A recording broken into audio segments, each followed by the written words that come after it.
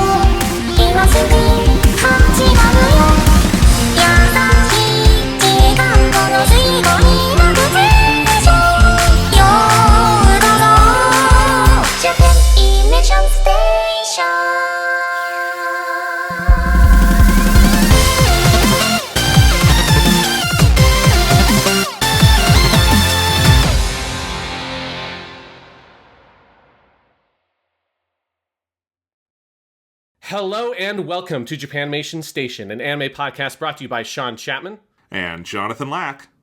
And we are here once again to step into the Grand Tour, the Grand Tour, the Grand Tour. That's right, we're stepping once more into the Grand Tour of anime. This week on the show, we have to mind our manners, Jonathan, for we are in the presence of royalty. Because we are discussing the king, the great king of slice of life, moe, manga, and anime. That's right, it is the Azumanga Daioh, the animation, the 26-episode animated series adapting the manga of the same name, and it is the granddaddy of slice of life, moe, manga, and anime, as you would know if you listen to our Kyoto Vacation, because part of me feels like we almost did an episode on this because of how oftenly I referred to this show, because it is like the thing from which so much of 2000s comedy, anime, and manga springs from, and it felt like it was time for us to pay our respects to the king.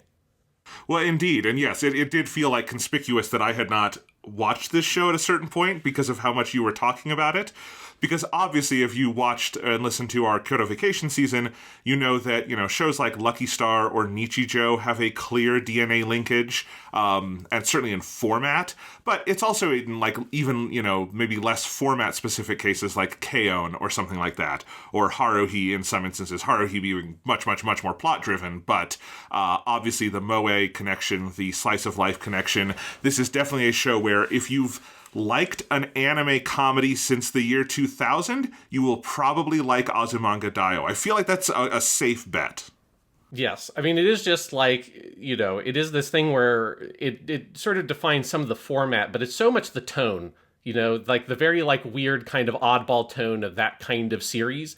Like Azumanga Daioh is the thing that sets that tone very, very clearly. Both in terms of manga and in terms of anime. So in both sort of dimensions, it inspires so many follow-ups that really is that kind of like one of those kind of germination points for the 21st century of anime and otaku culture and all that kind of stuff. Like Azumanga Daioh is absolutely essential there. And it's also a series that is just personally for me very near and dear to my heart, particularly the manga, because it is the first manga I read entirely in Japanese. I've got my 4 volumes, which I ordered from Japan almost 10 years ago now. Damn. Because I'm getting fucking old. And so it's a series I think about a lot. It's a manga I've read through quite a bit. But I had only ever watched the anime once, a very long time ago. I watched the anime obviously before the manga, because I got the manga because I like the anime. But I've never revisited the anime, and so I've really enjoyed coming back to this version of the series and seeing it again. Yeah, absolutely. So I'm the one who is new to it, and I have not read the manga. But it was interesting, because there is like a sense of familiarity to it, even having not seen it, and it's interesting to compare, particularly to shows we talked about in Season 4, our Kyoto Vacation season. I think this is a great show. I think it's a very special show. I think it's got some fantastic episodes. It's, and I'll put my cards on the table here and say, sometimes when you're reviewing a show, it's you have to bring in the real world context a little bit. And personally, emotionally, I've been going through a rough couple of weeks. Just life stuff, family stuff. The news has been fucking horrible. We're recording this on Sunday, April 13th. If you want to know what in the news has been horrible, just go Google that date and everything that's been happening recently. And I will say, Sean, I was not always in the mood to watch Azumanga Daioh, because I do think this show again, I do think we've talked about this before, that the slice of life genre moniker we use in English, I don't think is as descriptive as the kukike moniker they use in Japanese, atmospheric. Like when I'm describing this to my students, I usually point this out and say atmospheric is really a better way to describe it, because these are shows that have, they're so rich on atmosphere and mood, and like you're not having anything akin to like plot momentum in them or anything. It's very, and Azumanga Daioh can be very low key. It can also be completely wacky. Like it's interesting that this is, I think, very clearly a precursor to both Nichijou, but also something like the very like mundane things in like Lucky Star, right? Or K.O. And those are two very different kinds of shows. So I will say, like, I want to revisit this show someday when I'm in a better headspace to enjoy all of it, because there were definitely ones that I feel like I bounced off of, not for anything going on in the show, I do have like one complaint with this series, and we can talk about it later. It involves a specific character that I just think is bad, and we can talk about that. But other than that, I don't have any like complaints. I think it's a great show. I think it's well structured. I think there's several episodes that are just on fire. But I just wanted to like get that out there in case there's like any muted energy from me on this. I just wanted to acknowledge that this was like not necessarily the show I was like yearning for in my life at this exact moment, and that is not anything to do with the show. Sometimes we are reviewing ourselves when we review things like this, and therefore it is good to separate it. Yeah, and I definitely get that. Like, I was in a similar mental space, obviously. But I do think for me, Azumanga Daioh, where it did start to move into something that I needed to see is more when you get near the end. Because one thing that Azumanga Daioh has that is very true of a lot of these shows that are really good is that they're very dumb and silly and kind of like atmospheric. And then when you get to the end, the cumulative impact of the time you spent with the characters, I think like really comes home in a powerful way, even when they're not doing anything that's like especially emotional. In fact, Azumanga Daioh goes out of its way to try to keep the ending low key, even compared to a lot of the things inspired by it. And yet, like, I still did find that experience at the end being like, you've gone on a real journey with these, like, this group of teenagers as they've gone all the way through high school. And there is, like, a powerful cumulative impact. But I definitely think, like, in the middle, I know what you're saying of the, like, man, there's just, the news is so heavy that, like, something that is so light is not enough to take my mind off of the rest of the world, so it's hard to focus on the show that is so much about kind of melting into it. That is, I definitely get what you're saying there. Yeah, like while we were recording this, this is April, and so while we were watching this is when One Piece came back on the air after its hiatus, and that like opens with a two-parter where Luffy basically tells the world government to fuck off and he's going to go to war with them, and I'm like, that's the energy that like I needed in my anime right now, and that's a very different energy, but that is not saying anything necessarily about Azumanga Daioh, which is a wonderful show. I think personally I probably enjoyed the KyoAni like versions of this kind of thing more. I think like Lucky Star having its absolute insane format with like the Lucky Channel and stuff is just a little bit more like, I like that alternation was a little bit more my flavor. I think Nichijou being the most lushly animated thing you've ever seen, like putting a little more spin on that ball. But that is not to take anything away from this, and that it is very cool to go back and see something that is so inspirational to so many things, and I do think does some things like very uniquely. Like I think particularly for me, the Sakaki character and everything they do with her is something that I don't think I can immediately think of an analog in another show where I've seen a character quite like that who gets to do some really cool both comedy and story stuff. And that is probably my favorite thing in the show, other than an amazing cameo by one of the great voice actors alive today, Mr. Wakamoto Norio. We will talk about that later. Yes. And in terms of like my overall feelings, I mean, I definitely think that Lucky Star and Nichijou are better anime. Like I love Azumanga Daioh. I think it's a great anime. But I definitely think that KyoAni like did this better in two different ways. Now, obviously, one of the ways they did it better is by being able to see some of the things that Azumanga Daioh did. For instance, like Azumanga Daioh in episode 1 has this little interstitial bit. It cuts to a couple of times of Chiyo-chan's cooking. Yes. It only ever does that in that one episode. But that like that format is so clearly the inspiration for how KyoAni approaches both Lucky Star and Nichijou with like weird interstitial bits that are outside the context of the rest of the episode. And that's like a driving structure that they use that this show only uses in one episode. And so there's some really interesting things there. The thing I will say, though, is that I think the manga is substantially better than the show. As good as the show is, like the manga is like perfect. Like, there's a reason why the manga is this insane breakout hit, as we'll get to in my notes. And that's because I think it just sort of, the mangaka is so good at the art and the timing for the 4 format, that if you have not read the manga, I would strongly urge people to seek it out. It's only 4 volumes. It's so good. And it's like, it's the comparison point in my mind I immediately go to is honestly Dragon Ball with Toriyama. Not honestly on like a story or genre level, but on like an art, like efficiency and clarity level. There's just such a sharpness to the way that the manga is written and drawn within the constraints of that 4 format, and using it so effectively. That the manga, I think, is just like kind of peerless. The anime is really good, and the anime, as we'll get to in some of these episodes, has a very hard task on how the fuck do you adapt this, because it is not an easy thing to try to adapt. And if anything, the legacy of the anime that I think is most important is them figuring out, maybe it's not quite as good as the manga, but we found a way to take this big, crazy, like, sporadic thing with all these different little threads of these 4-panel strips, and how do we congeal all of that into a coherent 26-episode TV show? That's a fucking achievement that was not done to this level before Azumanga Daioh. And that is like the thing that the anime kind of cracked, that I think inspired everybody that came afterwards. I can totally see that, because this is actually a very structured show. I mean, it's interesting because we'll talk about later how it aired, because each episode has these 5 segments. But they're episodes. They are episodes with beginning, middle, and ends. You could not do what Nichijou did, where they recut Nichijou into 13 episodes by just taking different segments. That would be impossible with Azumanga Daioh, because the segments are so closely related. And I'm always impressed when any 4-panel manga adaptation does that, where like they can make a coherent 24-minute episode, because that's just not really the form of a 4-panel anything. It's like, it's where I've said, like, oh man, if Calvin and Hobbes were Japanese, we could get a great Calvin and Hobbes anime. We're never going to get a good American one, because Bill Waterston knows that Americans don't know how to do this with comic strips, right? So absolutely. And I did want to mention with the manga, I have not read it yet. I did not have time. I did my entire manga deep dive with Yu-Gi-Oh! Last week on the show. This was your turn in the hot seat for that. But I did want to say, you said it's 4 volumes. In English, just so people know, it's out in 1 omnibus from Yen Press. So if you want it, it's just one $20 paperback with everything. So I will definitely be picking that up, because to hear your speak so highly of the manga makes me definitely want to check it out.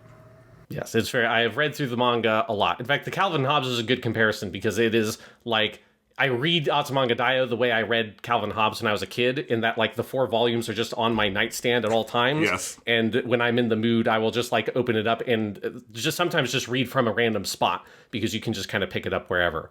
But speaking of the manga, let's get into the history here. So we'll start with the history of the manga, and then we'll talk about how did that manga get turned into an anime. So we have our mangaka, our author for the manga, Azuma Kiyohiko. Take note of that name, because it's going to come up with the title here.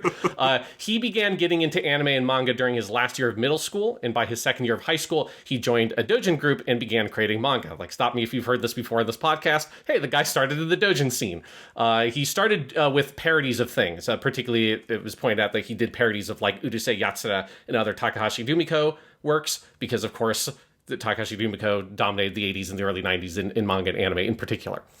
At first, he wanted to be an animator rather than a mangaka. He went to school for that at the Osaka University of the Arts, but he dropped out within a year. And then several years later, he went back to art school, and at that point began publishing more doujin stuff like Sailor Moon parodies in the doujin magazine A-Zone. And then he graduated from art school. He strove to be a mangaka and worked in various jobs as an illustrator, like working in magazines as an illustrator, like album covers, that kind of stuff, before he got his manga big break.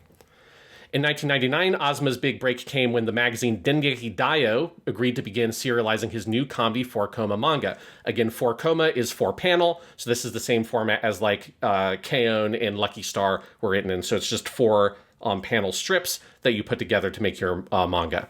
Azuma had a hard time coming up with a title for his series, so he made a portmanteau of his name, Azuma, and manga, which then becomes Azumanga, and then he slapped just part of the magazine title, Daioh, at the end, and that is how Azumanga Daioh was born. So if you're wondering, like, why don't they translate the title into English or something like anywhere? This is because it is an untranslatable title. If you desperately wanted to, you could call it The Great King Azumanga, because Daioh means Great King, but it's not called that for any reason other than that just happens to be part of the title of Dengeki Daioh, the magazine. And Azuma and manga go together, which you can't translate because manga means comic, and his name does not end in ko. So yes, it's a great title. I think it's hilarious that they just. Not that, like, there's usually title switches between manga and anime, but it's a title that makes no sense for an anime, so it's just Azumanga Daioh, the animation. It's great. Yes. It's an absolute gibberish title, and I love it. And I love that he just sort of was like, I don't know, what the fuck title, which, to be fair, with something that's so light and so much about tone, it's like, how the fuck do you come up with a title for that? You know, It's like, you can't come up with Kimetsu no Yaiba or whatever. There's no plot to hang a title on. And so it's just like, fuck it. Azumanga Daioh. That's good enough. And then never changed it. It is kind of amazing, Sean, that it took another, 10 years for someone to steal the title Nichijou and just use that, because that's the most obvious title for all of these manga. Any, version that Lucky Star, K-On!, they could all be called Nichijou, because it's just daily life. But that's the one that took it, and it's the one that is the least normal in daily life of all of them. Yes, it's the most unhinged of them all, is the one that took the daily life title. So Azumanga Daioh, the manga in Dengeki Daioh, immediately drew attention, and it became a big hit very quickly. And it became very quickly one of the most influential manga of the 21st century. So there are multiple factors that made Azumanga Daioh an influential and critical success. And so let me go through some of these. So we've been talking about that it's this is one of those key founding elements of this genre. And I do want to obviously say up front that it's ridiculous to try to declare any single thing as the progenitor of an entire genre, because that's not how art works. Obviously, everything is on a spectrum and it's influenced over time. And so I'm not trying to tell you that there was nothing and then there was Azumanga Daioh. But Azumanga Daioh is clearly the thing that solidified the sort of style and traditions of the genre for what we now would call a slice of life moe 4-koma manga in English, or you'd use the term, as you were referring to earlier, Jonathan, kukike, or atmospheric type in Japanese. Azumanga Daioh is the thing that cracked that in such a way that it became hugely popular and recognized, not just within the otaku subculture, but more broadly in Japan. Some of these traits that Azumanga Daioh is most commonly associated with that is super common in the genre. There's an ensemble cast with no singular protagonist. The closest you would get is Chiyo-chan, is the most central character in the manga/anime, but it is very much an ensemble where more or less all the characters in the ensemble are on an even keel. Nearly all the characters in the series are girls/women, drawn in a moe or kind of adorable style. You do have some male characters, and mostly you've got the one character that I assume is the one that you don't like, because it's the one that I don't like. It doesn't work, but yeah. Yeah, Kimura-sensei. Maybe there's a reason that later versions of this just don't have men at all. Maybe there's a reason. But you do have male classmates that are just in the background, which is also a rarity. That's just even when these series aren't explicitly set at an all-girls school, somehow there still just aren't men. This does have just random male students, which is maybe an indicator of how early it is. They're whoa. Eventually they just wipe all men off the face of the planet for these kinds of series. We're not quite there yet. It is set in a contemporary setting that focuses on seasonal events and common touchstones of Japanese school life to form the basis of its simple plot lines. And then the tone is light and humorous, providing a soothing experience to the reader, which you'd use the word iyashi in Japanese. Iyashike is another way to refer to these kinds of series, right? But that overall structure of Azumanga Daioh is very much the thing that everything follows from. We've got to have our sports festival episodes. We've got to have our cultural event. We have to have the Christmas, Valentine's, right? That focus on the seasonal event stuff is very much the Azumanga Daioh kind of invention. I'll get into some of the reasons why in a little bit here. On the obi, this is an interesting thing I found. So on the obi, which is the belt that comes around, if you've ever had a Japanese book, there's a little kind of paper wraparound on the edge. That's kind of a promotional thing on Japanese books that you can kind of remove. On that thing for the edition of the manga in 2010, which was a re-release of the manga, Azumanga Daioh was advertised by the publisher with the line, 21st century 4-koma manga started here. It is easy to see why, because if you go through and look through what are the most popular 4-koma manga of the 21st century, you see so many series that are so clearly in the mold of Azumanga Daioh. Just a brief list of these for people, you might recognize some of these names, some of them you'll definitely recognize because we've covered them before. You have Strawberry Marshmallow, which is 2001, right? Remember that Azumanga Daioh as a manga is 1999, so it's actually pre-2000. So anything that's in the 2000s is post-Azumanga Daioh. So Strawberry Marshmallow is 2001, Lucky Star is 2003, Minami K is 2004, Hidamari Sketch is also 2004, Nichijou is 2006, K-On! Is 2007, 2008 you have Seitokai no Ichizone, 2009 you have Nonon Biori, 2010 you have Tamayuta, 2011 you have Gochuman wa Usagi Desu Ka, or Is Your Order a Rabbit. All of those have had popular long-running anime adaptations. All of them are hugely beloved manga. All of them are so clearly influenced by Azumanga Daioh. The only one of those that is not actually for Coma, but I threw it in there anyways because we talked about it with KyoAni, is Nichijou. Nichijou, for people to remember, is not actually for Coma. It is a regular manga format, although that mangaka Arai Keiichi did other for Coma manga at the same time, like the other ones that are adapted inside of Nichijou are for Coma. But point being, there are a lot of things that, or you could almost call like an Azumanga Daioh like, if manga was like video games, that's what you would call these for like 10 years before you came up with an actual genre name for this thing. One place where the degree of the genre shift can be distinctly felt into this kind of moe world is that the magazine Manga Time released a sister magazine, Manga Time Kirara, in 2002, which specialized exclusively in manga of this type, which followed in Azumanga Daioh's footsteps. And that magazine is still ongoing. So just to like show how much of like a shift it is, a long-running manga magazine had to create a spin-off sister magazine purely for this kind of show. That's like a group of 4 to 6 girls going to high school, having seasonal event storylines, all that kind of stuff. Like that's just basically what Manga Time Kirara is. That's like K-On! And stuff like that was published in that magazine. So it is a huge shift in the genre and what becomes popular in that sector of manga post Azumanga Daioh. One thing that made Azumanga Daioh different than most of its successors, however, is that it was very short-lived. Azuma published the manga for only 3 years, ending it in May of 2002. One reason for that is actually kind of a feature of Azumanga Daioh is that it is very unique in this way. Outside of K-On!, I think, is the only other one that more or less does this. The manga progressed in real time.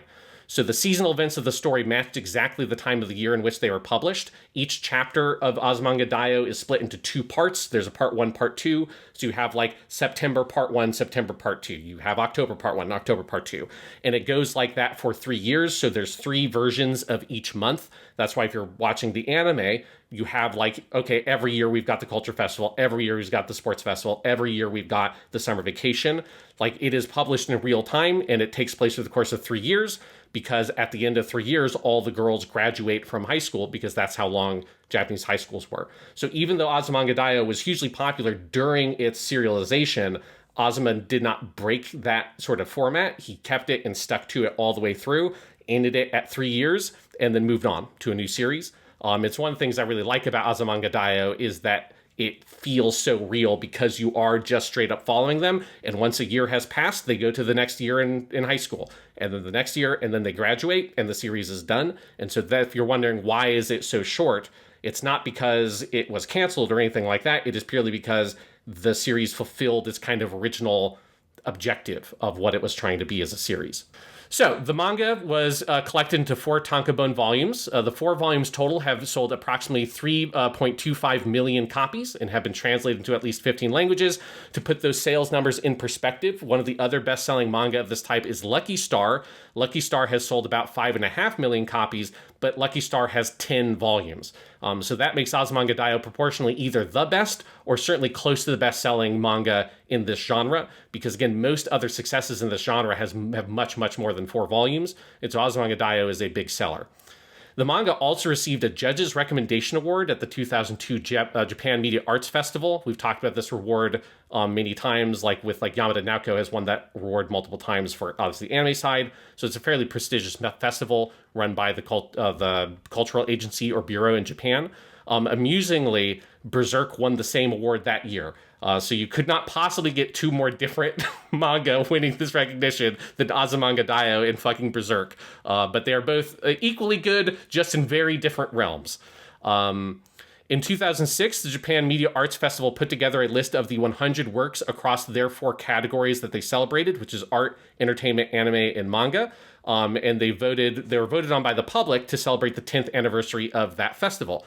Azumanga Daioh was voted onto that manga list. So it was voted by the public as being one of the, I guess, like top 20 or 25 most important manga ever. Just for posterity, because I think this list is very amusing. Because some of it is very good, and then some of it you're like, how the fuck is this on here? That manga list is Akira, Azumanga Daioh, Ushio Totoro, Big Wind Up, which that's probably the one that's the most like, what is that? That's like a baseball manga that was only a couple years old at that point, so that's the recency bias one.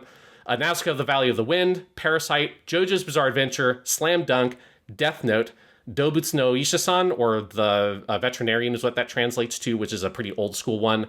Doraemon, Dragon Ball, Nodame Cantabile, Full Metal Alchemist, Hunter x Hunter, Phoenix, the Tezuka Osamu classic, Blackjack, Hellsing, Berserk, Fist of the North Star, Mushishi, Monster, Yu Yu Hakusho, Yotsuba To, or Yotsuba and, which is another Azuma manga, and One Piece. So that is your list of what was voted as the most like important or influential manga. And Azumanga Daioh was on there, and the follow-up series, which is Yotsuba and, is also on there. So it just goes to show how beloved the series was at that point. It's interesting because, yeah, that's actually, you know what, the Japanese public has pretty good taste in manga because there's not as many like, what the hell is this doing here manga as you would think. That's a lot of really good stuff. Yes, it's a lot of very good stuff. And then here's one random baseball one that the big wind-up is like, what the fuck is this? Yes. But yes, overall, it's a very good list. And, you know, Azumanga Daioh is very good. It definitely deserves to be there.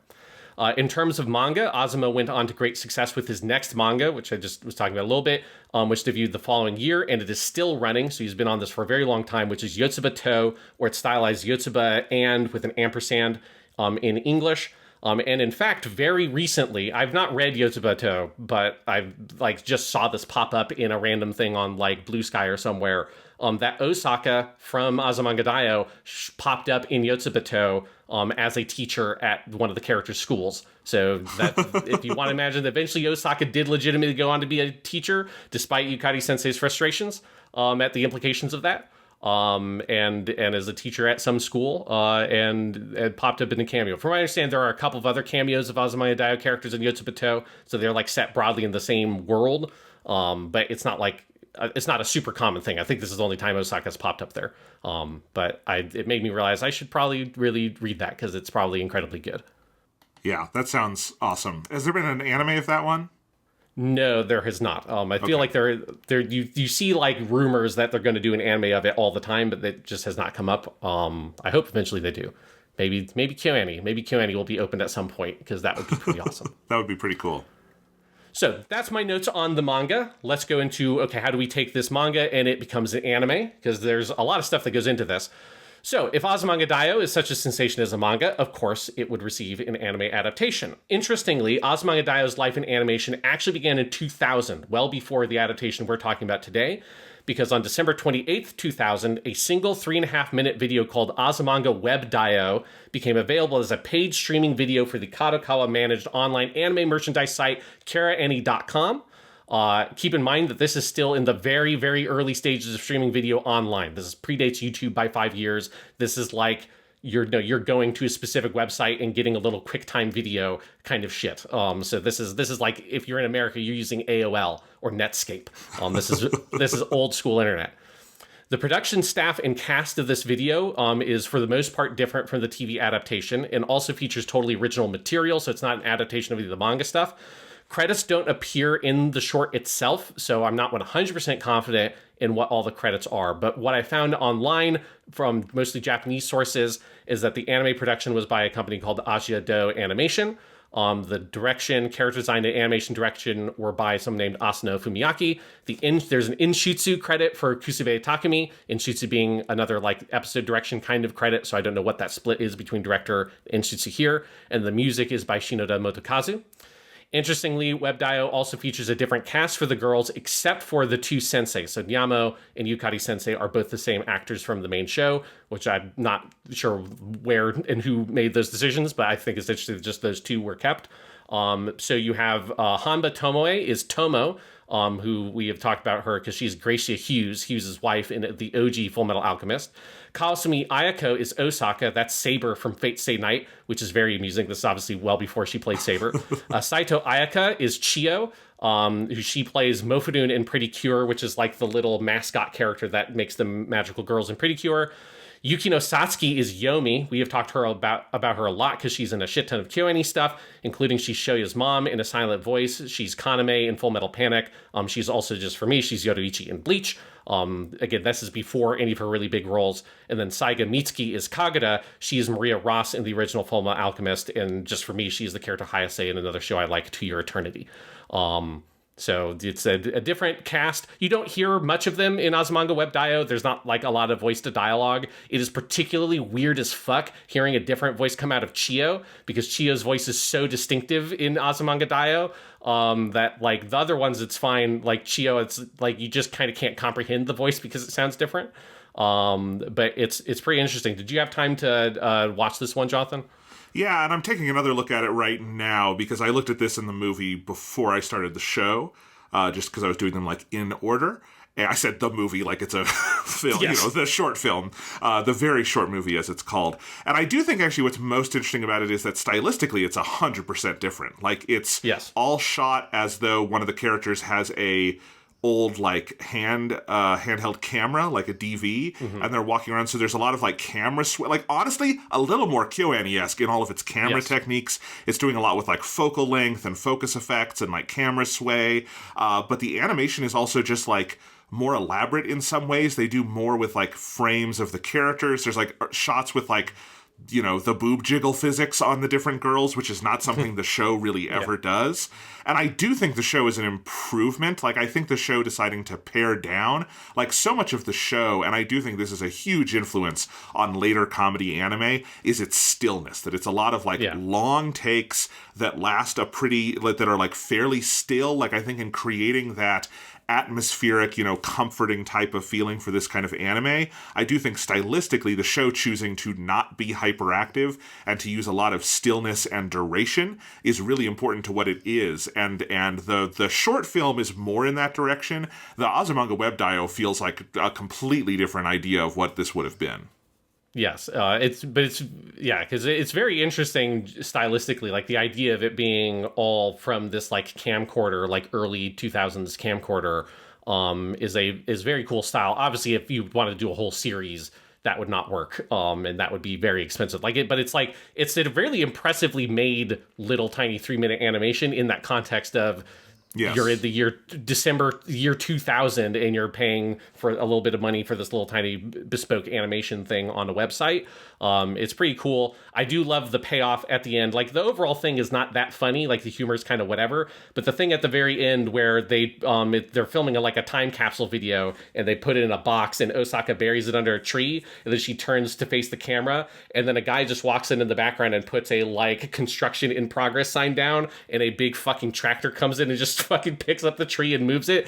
That bit I do think is very, very funny. But yes, Azumanga Web Daioh, an interesting curiosity, very easily available online on YouTube. You can just see it. It's not in good quality because it doesn't exist anywhere in good quality. This is again a streaming only video from the year 2000. It is what it is in terms of the resolution. I'm sure they never took it and like put it on a DVD or anything to make it look better, or was it just kept online? No, there was a download option. So, because this is the next part of it. So, Azumanga Web Daioh, it was very popular, like that little tiny short video, far more popular than Kadokawa originally anticipated for. And so it caused lots of server outages on their website because too many people were trying to stream the video simultaneously. Now, I'm assuming that this was not like a million people trying to stream it at the same time, but even just like a modest number of people trying to stream something from one website at the same time in the year 2000 is going to fucking crash your servers.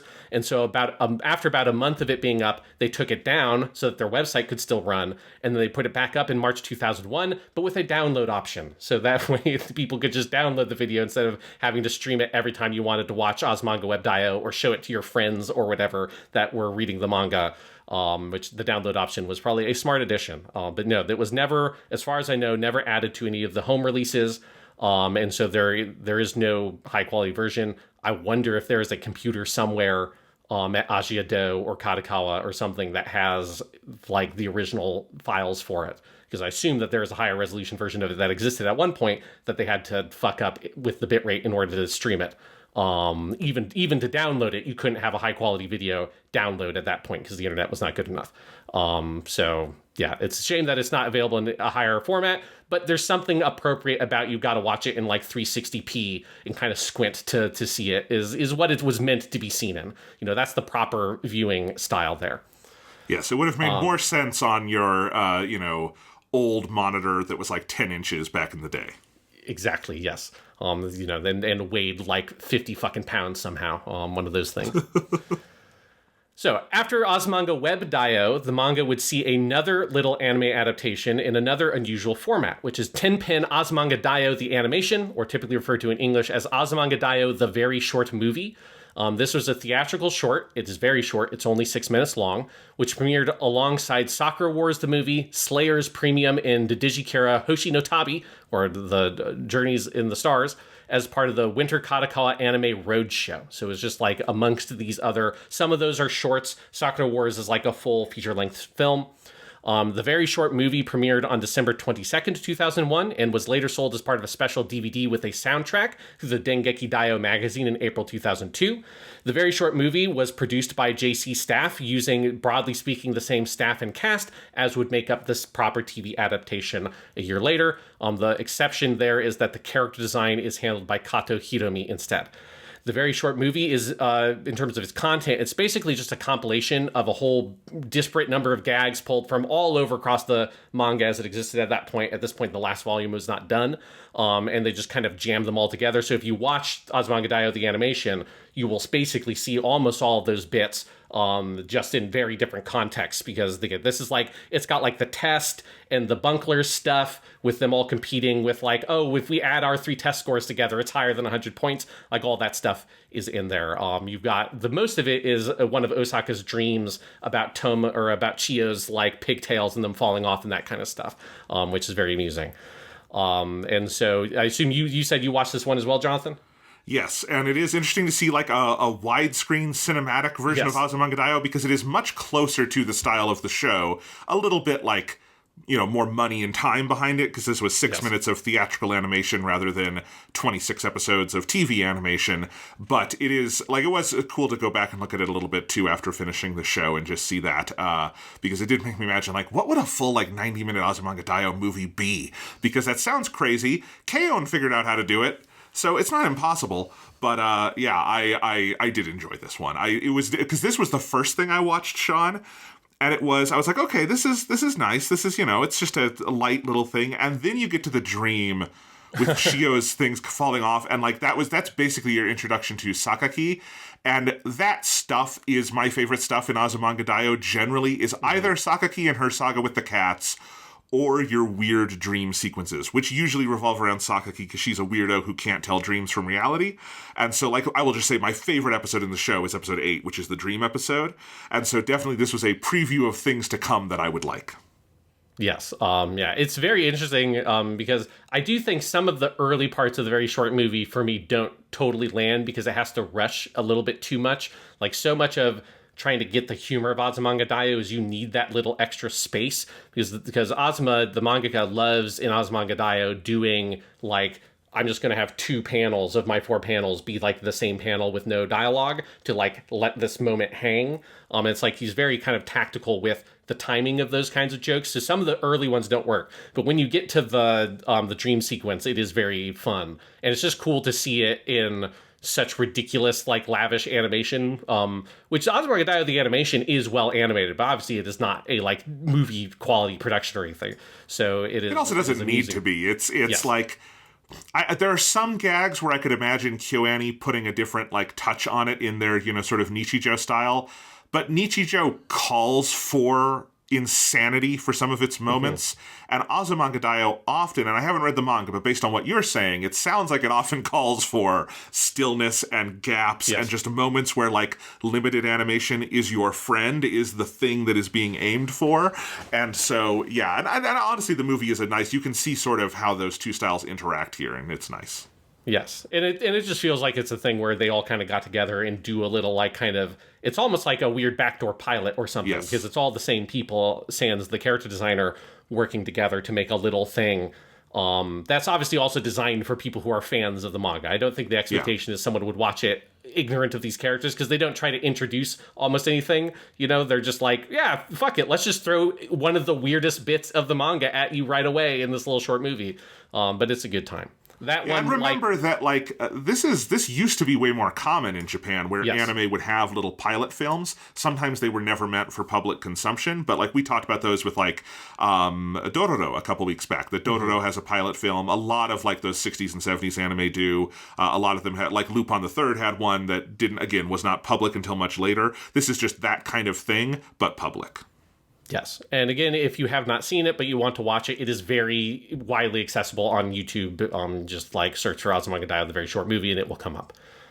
So following the production of the very short movie, the staff then began working on their 2-core 26-episode TV adaptation of the manga proper, called simply Azumanga Daioh, the Animation. This version aired from April to September 2002, meaning the anime began airing almost exactly when the manga ended, because the manga ended about April 2002. Each episode of Azumanga Daioh was made up of 5 different parts, which you can see because they have a title for those parts at the top, which are, a lot of those are pulled from the manga, because the titles for each strip are oftentimes kind of part of the joke of each strip, so they're kind of using that format a little bit from the manga. And those parts, interestingly, were aired originally separately from Monday to Friday on ATX, which was an anime specialized cable channel. And then the complete version would air on network channels such as TV Tokyo. So if you wanted a preview of the episode, if you were subscribed to this ATX channel, you could just watch one of those kind of 5-minute-ish chunks each day. Now, as you said, Jonathan, those chunks are not designed to be totally independent of the episode. And there are some episodes that I think would be very weird to watch in that format, that would make no sense at all. But there are some episodes where it would kind of work okay. Yeah, because I had read this about the show before I started watching it. I knew it had this kind of 5-segment chunk, and I thought, oh, that's a really interesting way to do a kind of 4-panel strip, and actually, because I'd always wondered why there weren't more just do these as mini episodes that go out daily online or something, with the rise of streaming services and stuff, why you didn't do that more.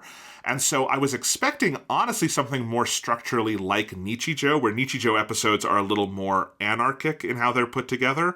And this is not that. I actually think Nichijou is a show that would work better split up into daily airings with little bite-sized chunks. There are, as you say, some episodes of Azumanga Daioh where you could do that, but they are these are made as episodes. They are storyboarded and directed as episodes of TV, 24 minutes long. And then they were meant to be shown this way, but you didn't have 5 storyboard artists doing one episode, right? No. Yeah, I mean, they're very much, I think it was a bonus. I think it was just a clever way to market the show. It's oh, you get a preview of what the episode is by watching it this one segment each week or each day of the week, and then you get the full episode. I think that's just it's just a cool way to kind of market the show. Like the manga, the anime found tremendous success. Each volume of the DVD, keep in mind that we are talking 2002 to 2003, so VHS is still very much a thing at this point, so DVD sales are not the end-all be-all here, but even then, it sold between 40,000 to 50,000 copies a volume, and that is basically in line with what Melancholy of Suzumiya Haruhi was doing in 2006. So it is a big, big hit as an anime. Merchandising for Azumanga Daioh was also extremely successful. In particular, there was a line of gachapon figures, which is a gacha device, literally not a video game thing.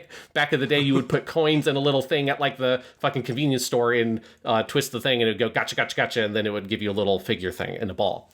Those sold approximately 1.1 million figures, which is a lot. Which is a lot for a series that has 8 characters in it. Right. I wonder how many different Chio-chans there are of the Azumanga Daioh gachapon figures. The characters became very iconic, particularly within the otaku sphere, especially Chio-chan and Osaka in particular. And they were regularly used in advertising, for example, on the sides of buses. In 2001, the characters of Osaka, Tomo, and Kagura, the Bunklers, were often used as part of a public health campaign in Saitama to combat E. coli, which is a weird fun fact I learned.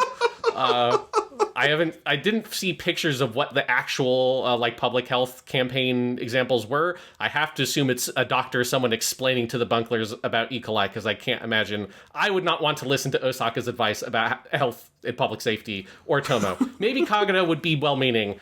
Osaka and Tomo, I feel like I would be dead if I wished to listen to what they had to say. Kagura would be well-meaning. Osaka would have no idea what the fuck she was saying and would probably just trail off and then stare into space. And Tomo would actively try to give you disinformation for the fun of it. Yes, you'd think it would be hilarious if you had E. coli. Yes. It was calculated a report by Nikkei Entertainment in 2003 that the anime brought in, including the merchandising, over 3 billion yen, and that would be before all the DVD volumes were released. Just to put a fine point on, Azumanga Daioh was a very, very big hit. So yes. It's like it was a bigger hit than I realized before I started doing this research.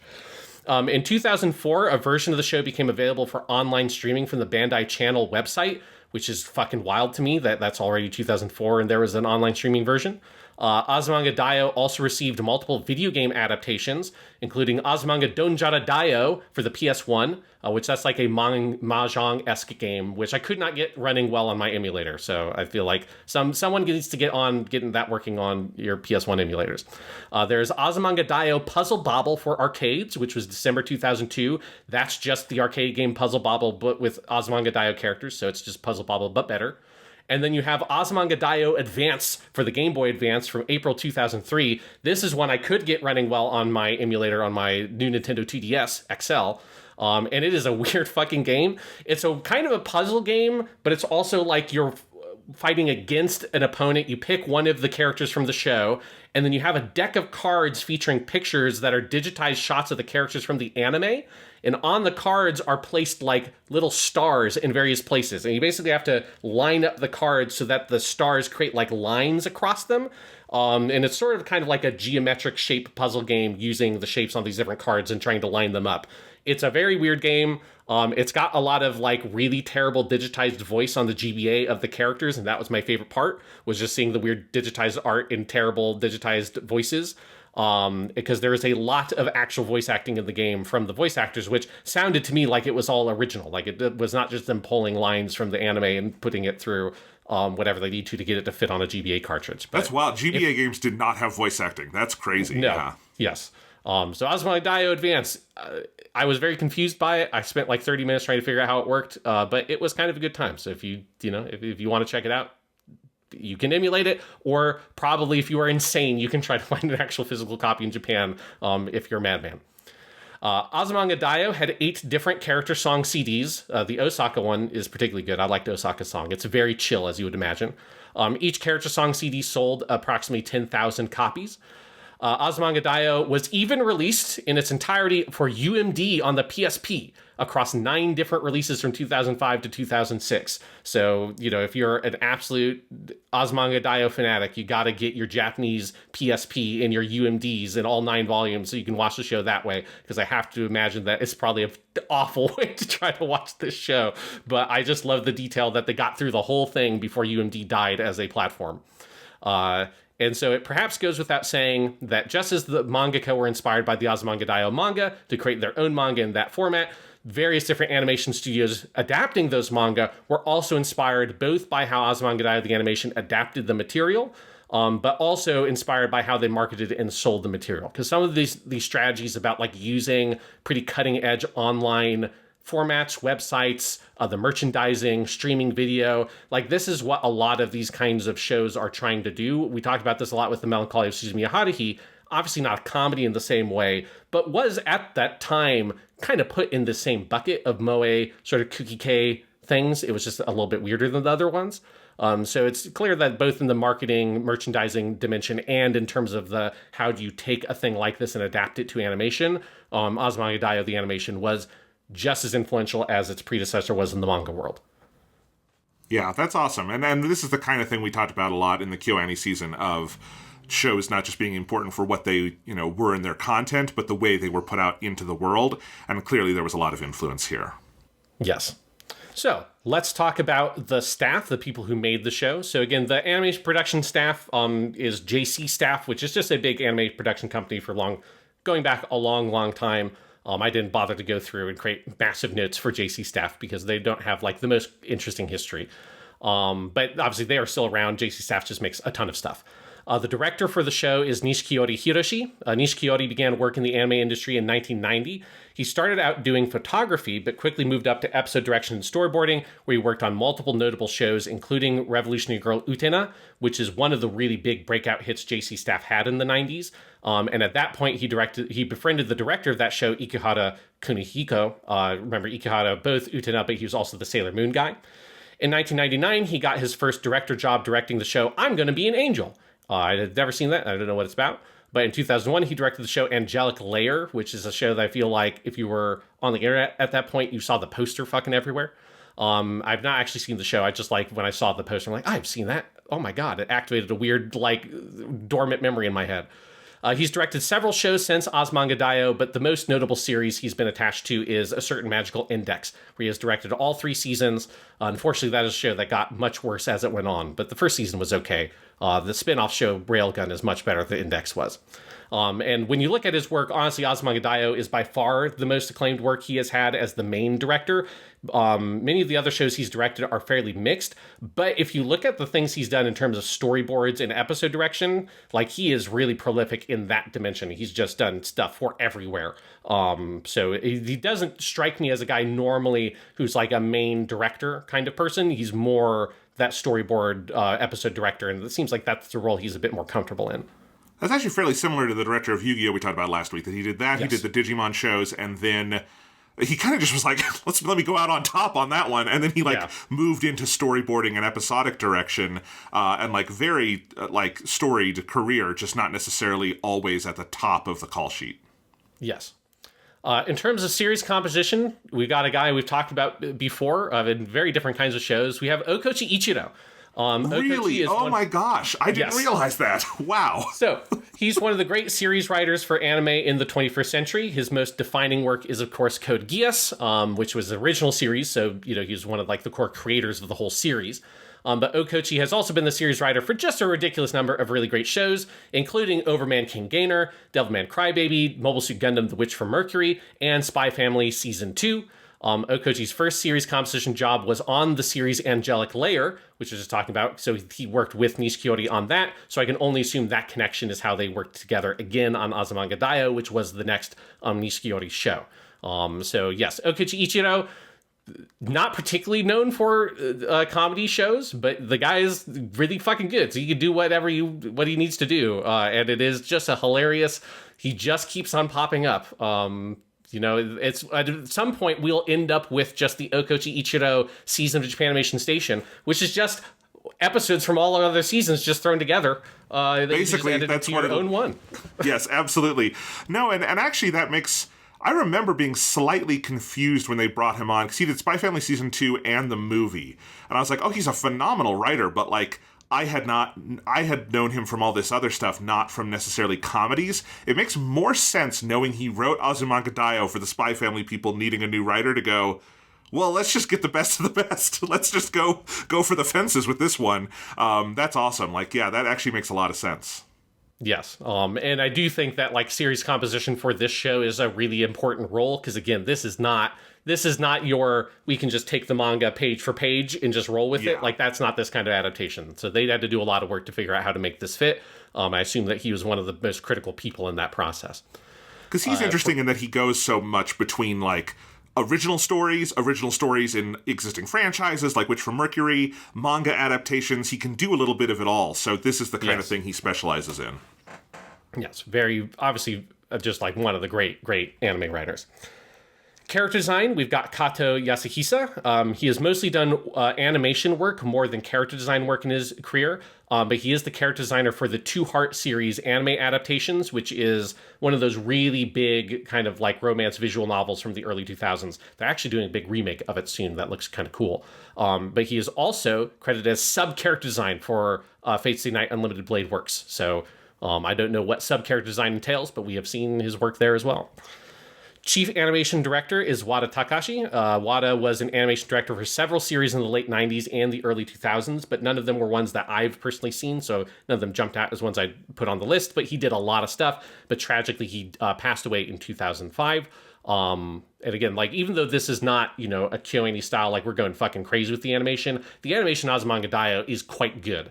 particularly for these kinds of shows. Like, you look at other comedy anime from the year 2002, this looks a lot better than those do.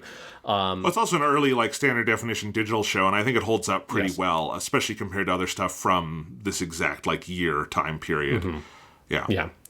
And then music, which I love the soundtrack for the show. For music, we've got Kurihara Masaki. Kurihara is the frontman for the band Kurikoder Quartet, which is just a great name. It's very fun to say. They started in 1997 and have released 10 studio albums. Their most recent album was in 2014, so I don't know if they're still touring, but they're kind of defunct as terms of putting out new albums. While their band music is the primary outlet that Kurihara works in, Kurihara and his band have done the music for other shows, some anime, and quite a few variety shows. In particular, I've never heard of this, but there's some really popular kids program in Japan called Pythagoras Switch, which is a cool name, but it's like a kids kind of show that has like a giant fucking Wikipedia page. So I assume it's important. And he did the music for that show. He has even done brand mascot theme songs, like the theme song for Hook, the Red-Nosed Kangaroo, the mascot for the Fukuoka branch of the NHK, which I've made these notes for so long ago, I forgot about that, and then I put the link to the pictures. If you have not seen Hook, the Red-Nosed Kangaroo, he's pretty fucking cool. People should check out Hook, the Red-Nosed Kangaroo. I'm looking it up right now, and he is a little horrifying, but in a great way. Yeah, it is... It really is an attempt to do Rudolph the Red-Nosed Reindeer, but in the guise of an anime kangaroo, and you know what? Pretty successful at that.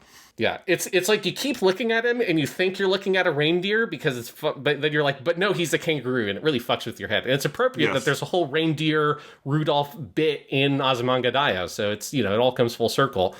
The music for Azumanga Daioh is like really big in Japan because if you watch Japanese variety shows, you have heard the music from Azumanga Daioh because the tracks from this soundtrack are used fucking all over the place. Like in particular, I really like the show Game Center CX, which I've talked about before, which is where a Japanese comedian basically plays through retro video games, and it's kind of like the progenitor of the Let's Play in some formats. And there are lots of little kind of extra bits they do in that show where they'll go like, oh, let's do like a trivia bit this season where the main guy, Arino, has to go answer a bunch of video game trivia. And for those kinds of segments, they fucking use Azumanga Daioh music all the goddamn time. It's wild. And it makes so much sense to me that this guy does music for kids, like live action kid shows and like mascot themes, because there's something about the music of the show that is so like odd, but there's such a powerful kind of musical sort of energy to it. Like you can feel really dynamic choices being done in the instrumentation. There's some like really interesting stuff they do with like the time signatures you can hear in some songs. It is a show that this music can be very odd, but it also has like a lot of kind of musical ingenuity to the way that it's designed. And I just adore the soundtrack to Azumanga Daioh. And I had forgotten just how good the music was until I started watching the show again. But then I also got the soundtracks and have been listening to those and be like, fucking Jesus. Like, there's just really fascinating things. Like, there's a fucking track that has a mouth harp in it, Like, there's just really weird musical choices being made that add so much to the kind of just off tone of the show. And so that was one thing I enjoyed about watching it again, was just kind of rediscovering how great the music is for Azumanga Daioh. And in particular, I suspect a big influence on Nichijou, because Nichijou has such a similar approach to music with like big use of instruments where you can feel like the band, the way that it's recorded feels like the band is in the room with you. Like that style is so much what Nichijou did as well. I have to imagine that part of that inspiration was how Azumanga Daioh approached its music. Yeah, absolutely. All right, speaking of music, let's talk about our openings and endings, particularly because the opening in particular is a very kind of classic opening. So our opening here is Soramimi Cake. Soramimi in Japanese is the word for like when you mishear something. So it's like if you are missinging the lyrics of a song or something, that would be called Soramimi. That song is by Oranges and Lemons. It's composed by the artist Ito Masumi. Oranges and Lemons is basically a band made specifically just to do the openings of Azumanga Daioh, because it's a duo between Ito Masumi and Ueno Yoko. So they were just basically formed to make this kind of music for Azumanga Daioh. We have talked actually about Ito Masumi before, as he was the composer for both Beyond the Boundary and Miss Kobayashi's Maid Dragon, particularly season 1 of that show.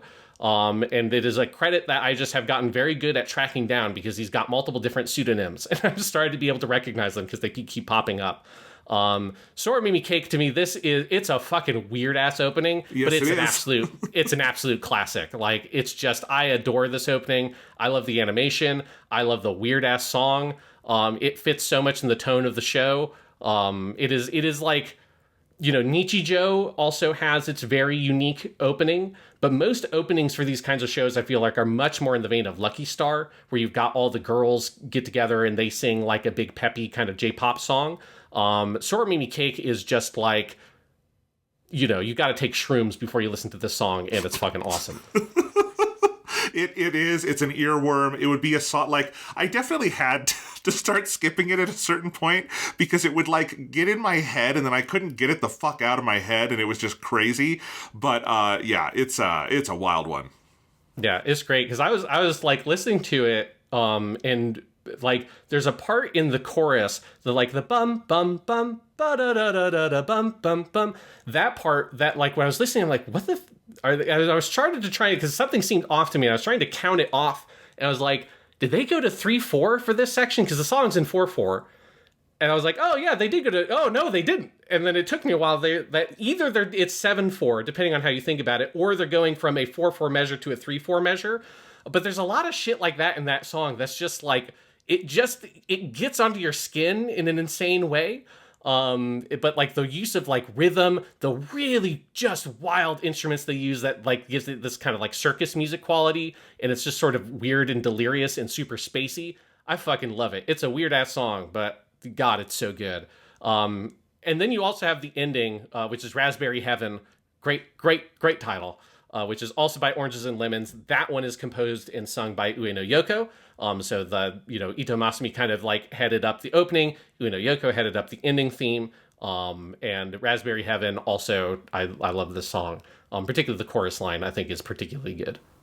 As a song, I think I like Raspberry Heaven more. I understand why the opening is iconic for what it is, but I definitely I liked at the end of every episode the calm of Raspberry Heaven. Dun, dun, dun, dun, dun, dun. It's great. It's really good.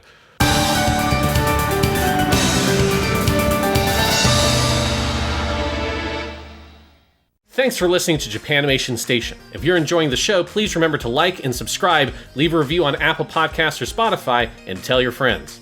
You can also find us over at the Purely Academic Podcast, our potentially educational variety show where we talk video games, movies, TV, and more every month. And you can read my movie reviews and follow everything we release together on the Fade to Lack Substack at www.jonathanlack.com. And now, back to the show.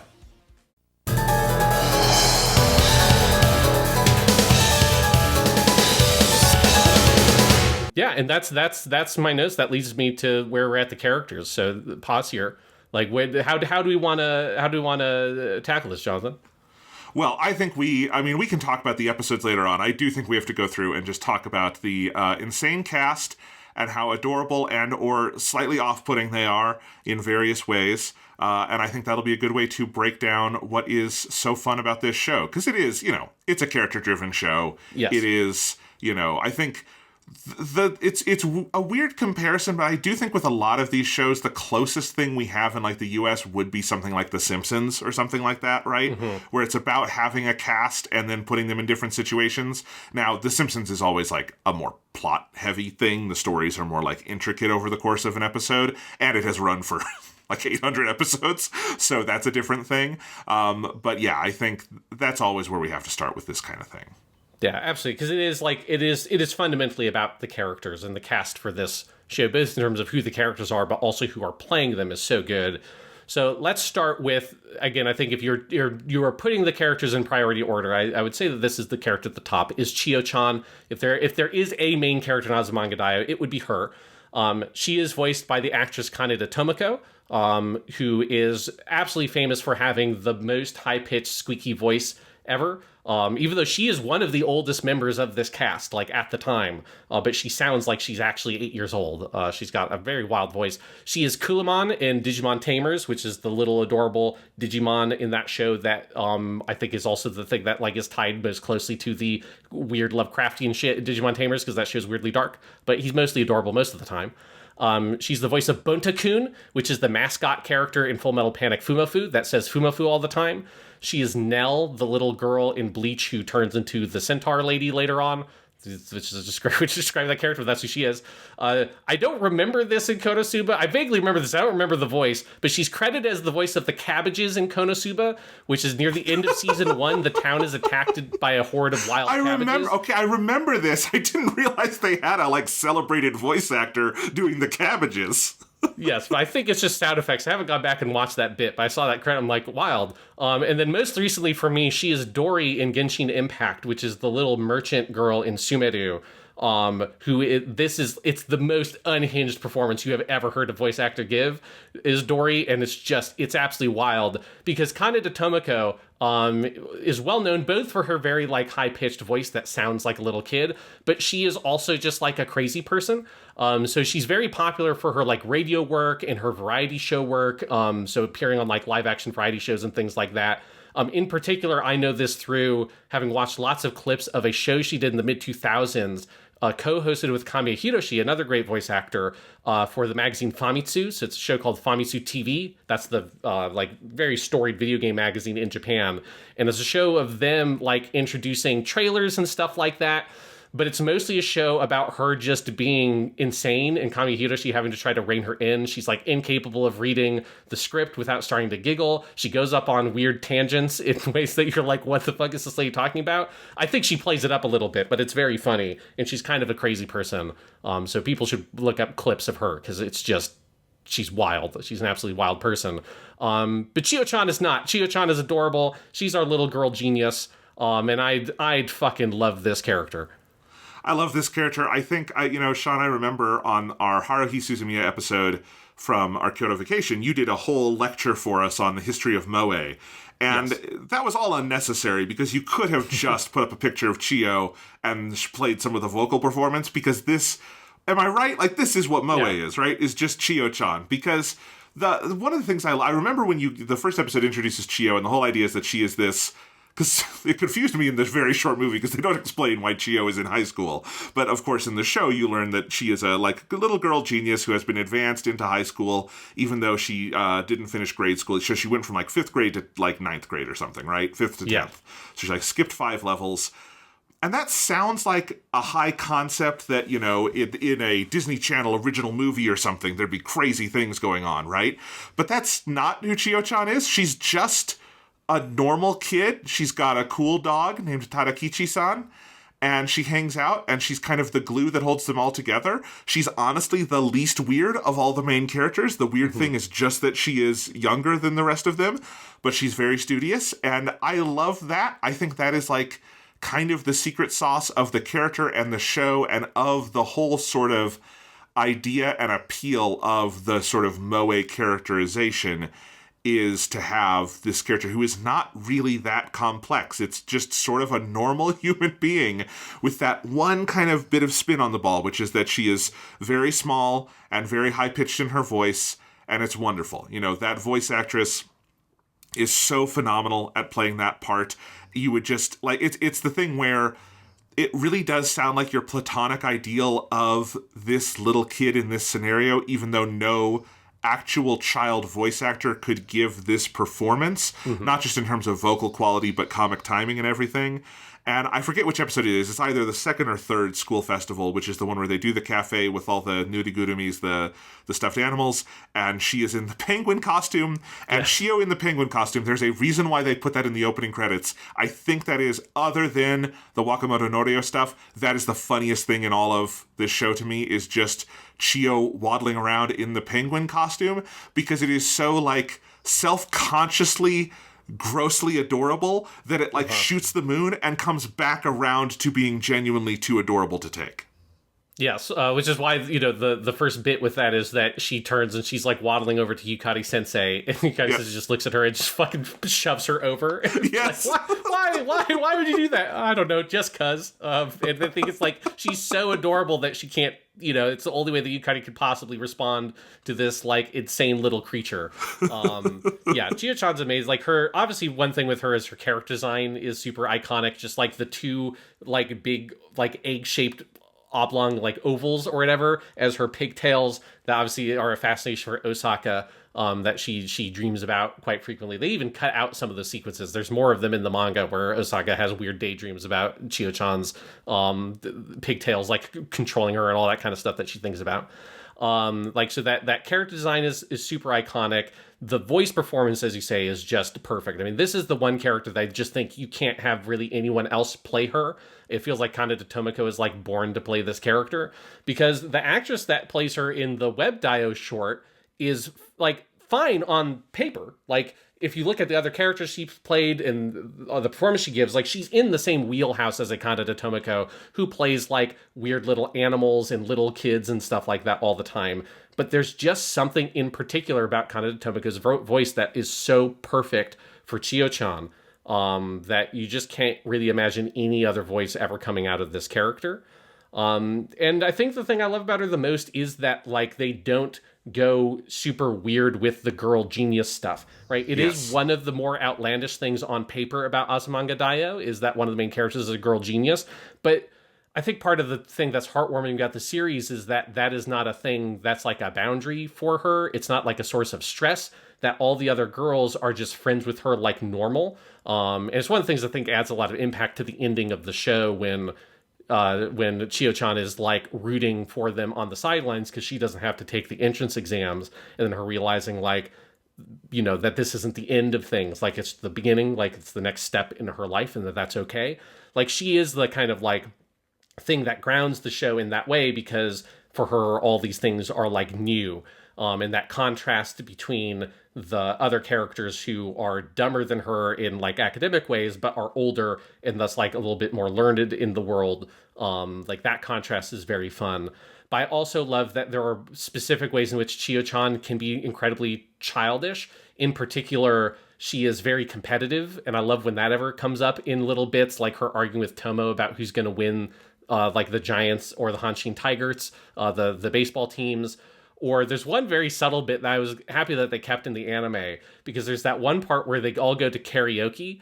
I forget exactly what Yomi says, but Yomi says something about her to Chiyo-chan about like, oh yeah, I forgot, like, hey, it scores us. And yeah, Osaka got an 80. That's a really good score. And Chiyo-chan looks down at the thing where you pick your songs and she goes, oh. And then she just gets a super serious expression on her face. Oh, because she needs to ace everything, right? She's this little girl genius who's used to getting hundreds on all of her tests. So it's like she needs to win all the time. And it's a great little piece of characterization that grounds her so much and makes her feel like that little kid that she just has it's not, a constant thing, but every once in a while it just comes up that no, she really has a desperate drive to win and succeed because it's what she's used to. And so when Tomo bumps up against that by being just like combative and argumentative for the sake of it, it just kind of drives Chiyo crazy. That kind of stuff I just find really effective and heartwarming at making her feel like a real person, Yeah, absolutely. And again, I think that's just key to the character, is that it has this like high concept premise, but that is not the focus at any point, really. Yeah. So let's move on to our next character I've got here, which is Tomo-chan, played by Higuchi Chieko. She is best known for playing one of the main characters in To Heart, which is that romance visual novel series I referred to earlier. She's the character Nagaoka Shio. She is also Mimori in the series Kero Kero Chime, and she's also Biscuit in the original Hunter x Hunter, the 2003 Hunter x Hunter OVA, which is a continuation of the 90s one, because that's the little girl who's on the island in the game arc.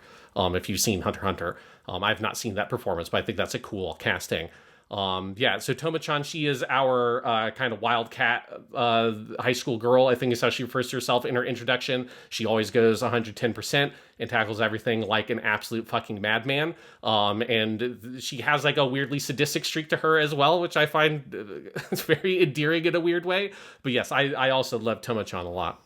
I love Tomo-chan. It's probably my favorite vocal performance in the show. I when I was reading your notes and I realized Higuchi Chieko has not done a lot of voice acting since this period, that kind of broke my heart. Because I think this is the kind of voice actor who she could be reading the phone book and make it funny. Like, she is just, her voice is funny. And I don't mean like, haha, she has a funny sounding voice. No, it's that, like, just the way her mouth wraps its way around syllables is funny. And, like, obviously the writing for Tomo is funny, the animation for her is funny, but I think the funniest thing about her is just she walks into a room and starts, scream speaking, and I'm laughing without looking at the subtitles. Like, I'm laughing, not even, like, fully comprehending what she's saying. It's that kind of comedy performance, and I think the character is just, of course, this whirling dervish that,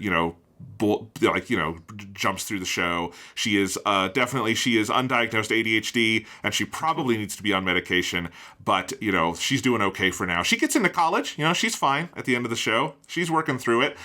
Tomo, I see you, I recognize you, I respect you.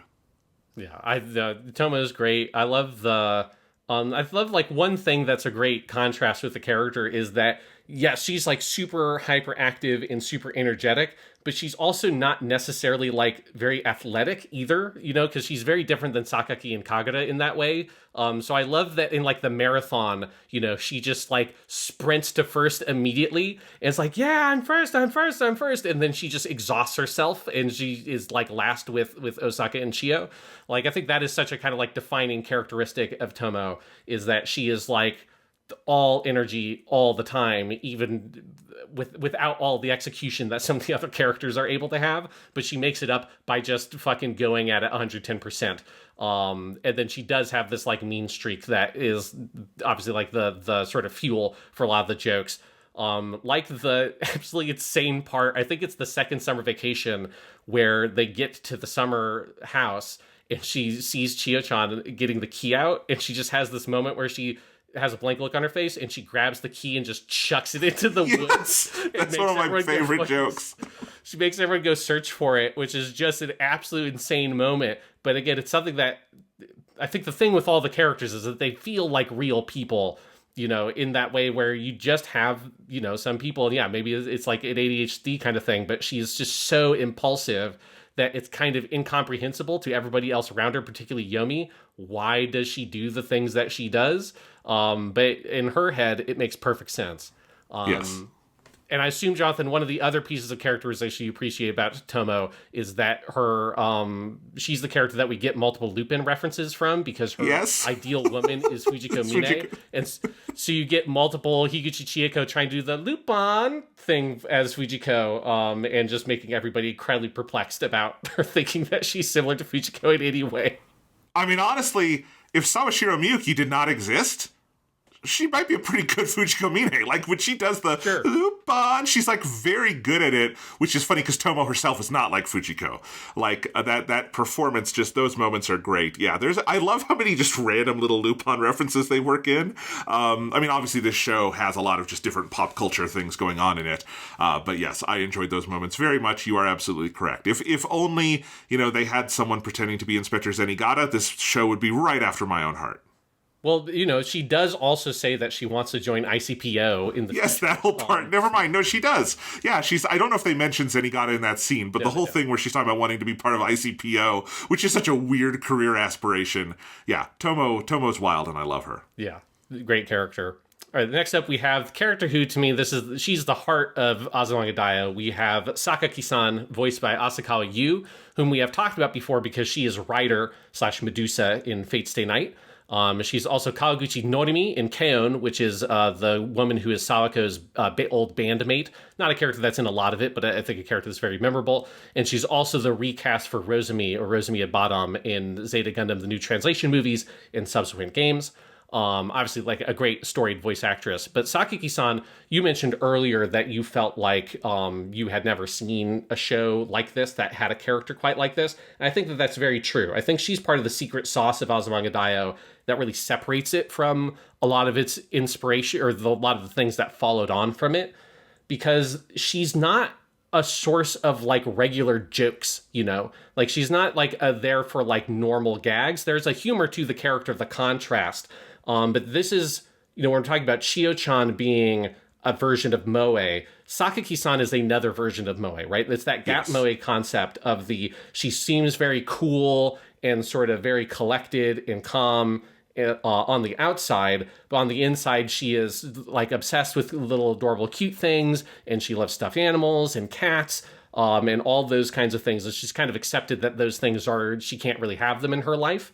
And so her kind of journey and her path through the show, I think, is really kind of the heart of things to me so much, because she is not the root of a lot of the laugh out loud jokes, but there is a pleasant humor to the character's whole kind of life in that arc that she gets towards the end, where she's definitely the character has like the most growth and change of any of the characters of the show, which I've always thought is very interesting.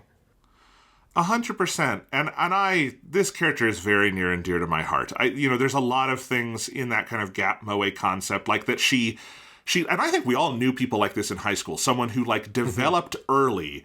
And so like she looks like one of the teachers, right? And I remember like being in high school and like seeing like when I was a freshman and there were like senior girls who like looked like they could have been one of the teachers, right? And you think of that person in a certain way, right? Like you think of that person must be mature also in like mind and spirit, and Sakaki is in some ways. Like she is more well adjusted, that she is not like Osaka going, I'm gonna get it together this year, I'm gonna get it together this year. She's not doing that. She's fine. But on the inside, obviously, she's this sort of like dreamy girl who's like literally having dreams and being weird, and then she wakes up and thinks that Shio's dad really is Wakamoto Norio in a weird, like, what do you even call that thing? Like cat, I don't know what he is, but he's something, some weird, the like mascot of the show, basically. And so she has that side of her. But really the main thing is that, she could be a great athlete. She could be a leader in like the student council, all these different things. But she just wants a cat. She just wants a cat. She just wants to go home and have a pet cat and hang out with that pet cat and have fun with that pet cat. And this is where, like, the show connected with me personally the most, because this is a story that I feel like must have some universality in so much as a lot of people have probably experienced this. I know I have, but I had never seen a piece of media like explain this or like do this. And it's always crazy when you see something that is like very near and dear to who you are and how you define yourself as a person, but you've never seen a piece of media do it. And what it is with her is that she is this girl who really loves cats. She wants a cat. She can't have one because of her parents. Not because her parents are mean or anything, but her like mom's allergic. There's multiple reasons. She just can't have a cat at home.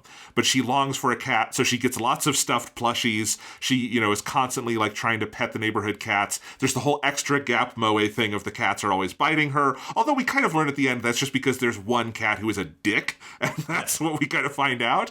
And that's who I was, but with dogs. Like, I always, as a kid, I wanted a pet. I wanted any kind of pet. I always really liked animals. And I did have some pets over the years. I had a hamster. We had a rabbit for a while.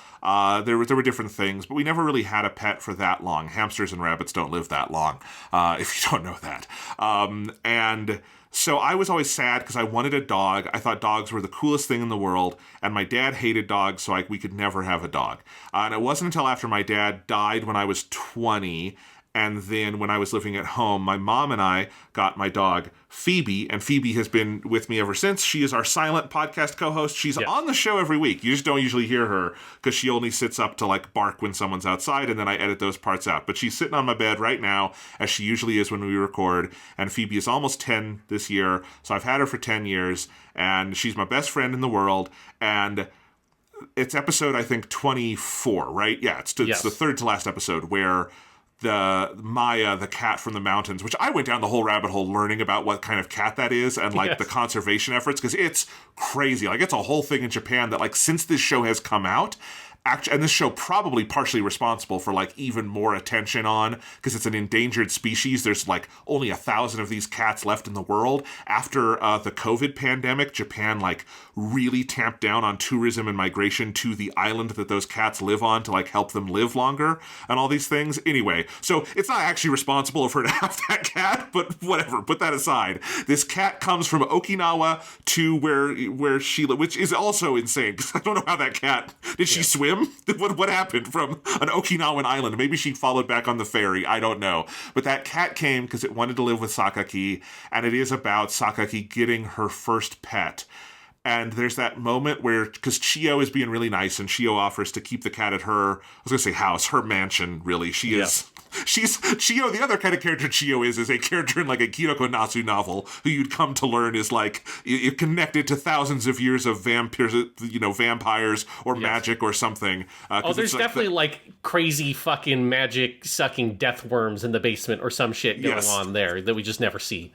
Do you know what I mean? Like, it's that kind of mansion. It's not the kind of mansion a normal person has. Anyway, but she has this mansion and all that stuff, and she has her pet dog, of course, who's also adorable. And there's the scene where Sakaki is with Maya and just realizing that this is her pet now, and it's hers. Like, they get to be together, and she starts rolling around on the floor being all cute. And it's a gag, but it is also so emotionally true. And I had Phoebe, my dog, in my lap while we were watching this episode, because Phoebe, I think, hurt her leg at the park the other day, so she'd been limping a little bit, and that also had meant that she'd been wanting to be more, like, cuddly than usual, so she's in my lap. And in fact, the reason I had this episode on is because Phoebe had gotten in my lap, and Phoebe's a big dog, so I didn't really want to move and, like, make her get up, so I just was like, I'll just keep watching Azumanga Daioh, that's fine. I hadn't planned to watch more that night, and that scene comes on, and suddenly this show that I didn't think would ever do this to me was like making me tear up and feel super emotional. And I did not know this show would do that to me. And like, you know, the finale with the graduation, it's very sweet, but it didn't make me tear up in that way. Like, it's not K-On! With how it does that, right? But there was something about that episode with the cat. And I just have to say, and I think maybe even like you could read into this that there's almost something like autism coded about Sakaki in being kind of distant and not great at reading cues, but she loves and gets animals, and her finally kind of having that realization and affirmation of who she is at the end. And I'm not saying any of that is necessarily a conscious thing on the part of the author or the show, but it's just a different way you could read into this and see yourself in the show in a way that, again, there is no other piece of media I know of, and I'm sure something is out there like that, of the going through a childhood, wanting a pet, kind of yearning for that, and kind of there's something being redemptive and amazing and being seen in that, and it coming to fruition at the end. It was very, very emotional for me.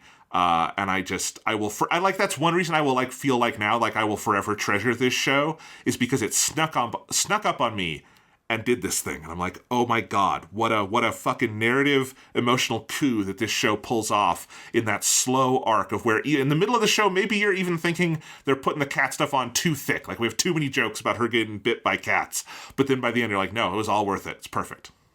No, I mean, it's one of the things I think that's great about the series is it's that slow culmination of moments with these characters that once you get into that ending section, like once you in the manga, it's when you're basically in the second half of volume 4 or in that last like handful of episodes in the anime, like I think you realize, oh, like the characters have been working on me in this like deeper way than I had thought, because they start feeling like real people. And Sakaki-san, I think in many ways most of all, because she does, I think, grow so much as a person over the course of the show, because she is initially so kind of like distant and off to the side, right? Like she's not part of the main group of friends. She's not friends with Tomo and Yomi and stuff before the events of the series, even though she's in the class, right? So because Chiyo-chan comes into the class as a new student, and then Osaka also comes in as new, and so they have to ingratiate themselves and like help build up that group. Sakaki's in the class the whole time. She wasn't part of their friend group, and she starts to interact with them more, I think mostly because she thinks that Chiyo-chan is so adorable that sort of like pulls her in. But just when you see like the ways that slowly over the course of that show, in ways you don't realize that it's happening in the moment, she does start opening up more and more. And the jokes about her being distant and aloof basically go away. Like at a certain point, that's just not part of her characterization anymore, because she has grown and she's like found this group of friends that really love her and accept her. But then you also have that other dimension of you've got this long stretch of her, you know, the constant kind of jokes about her trying to pet the cat and then it bites her, and like this inability for her to be able to like have the really adorable things that she wants. And you see it in other parts of her characterization of like that she's not particularly arts and crafts oriented, like she's not very good at drawing and stuff, but she likes to try to draw cute things. You know, all of that where it's difficult for her to get the things that she wants to have, partially because she's kind of awkward about all of it.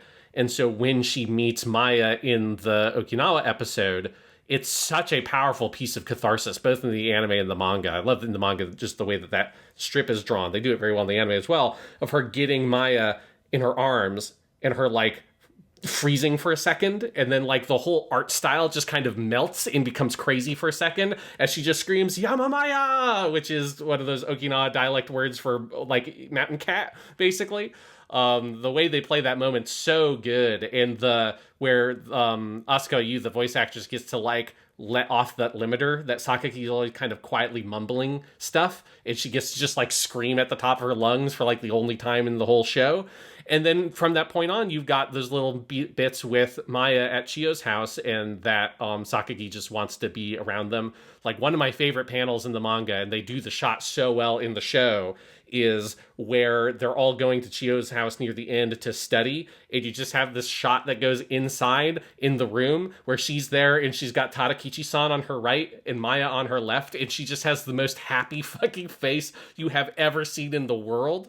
And there's something about the catharsis of that, about seeing this young person who's awkward, who doesn't quite fit in, who is unable to kind of outwardly be the person that they are inside and have like, and get the things that they want because they have that barrier, and see that them slowly overcome that, and then how happy she is. Like, I just think there's such a profound sense of catharsis to the show because of that arc, and it's so subtly drawn. It's so small bit by bit, until they go a little silly with like the Okinawa stuff is very big. Obviously the thing where Maya somehow gets to mainland Japan and finds Sakaki is the most crazy thing that happens in the show. In the manga, it's pulled off in this amazing fucking full page panel where Maya comes in and saves the day and has like a fucking 3-point superhero landing in the middle of the fucking frame. It's so good. It's not a series that does full panel spreads. It's one of the rare like non-4 coma chapters of Azumanga Daioh. So it does go a little bit silly near the end, but I think it earns that silliness because of how pent up your desire for Sakaki to just be happy with herself and what she has is, that when she finally achieves it, it's just a profound feeling.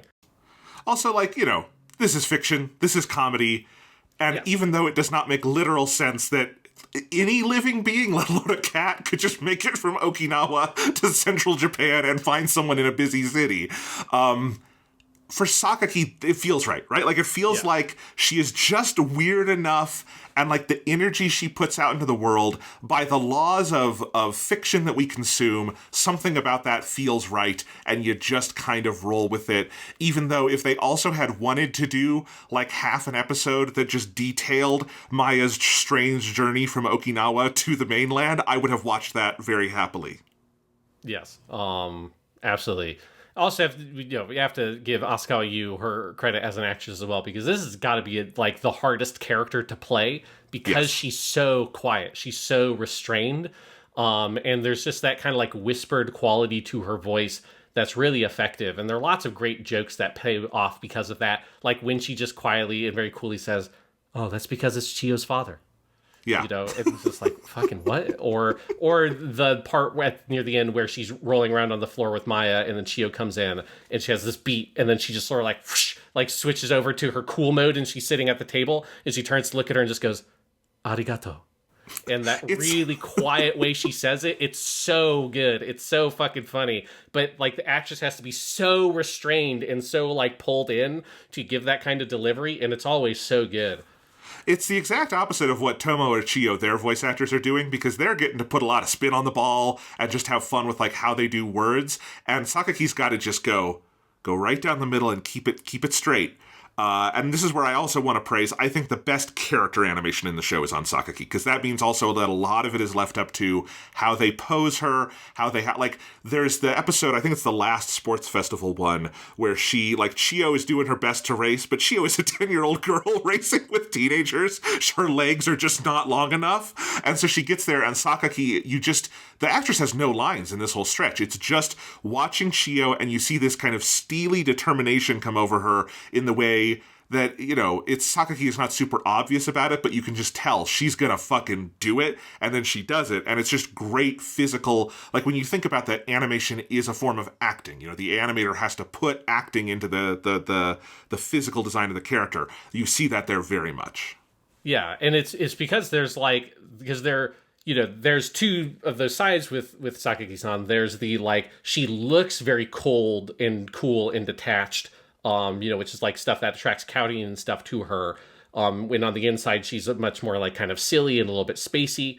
In some ways, she's a lot closer to Osaka than a lot of the other characters are. But there is a part of her that is really fucking cool. And that comes across in that scene where, she goes from these sort of slightly detached expression she has to a look of actual determination, which is what those animators get across.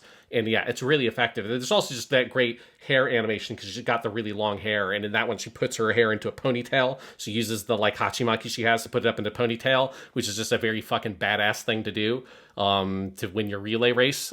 Because there's some dick who's making fun of Chiyo-chan. And it's no, Sakaki's not going to stand for that. No, she's a little quiet. She's a little awkward in social situations. But if you come after her friends or her cat, you're fucked. Absolutely.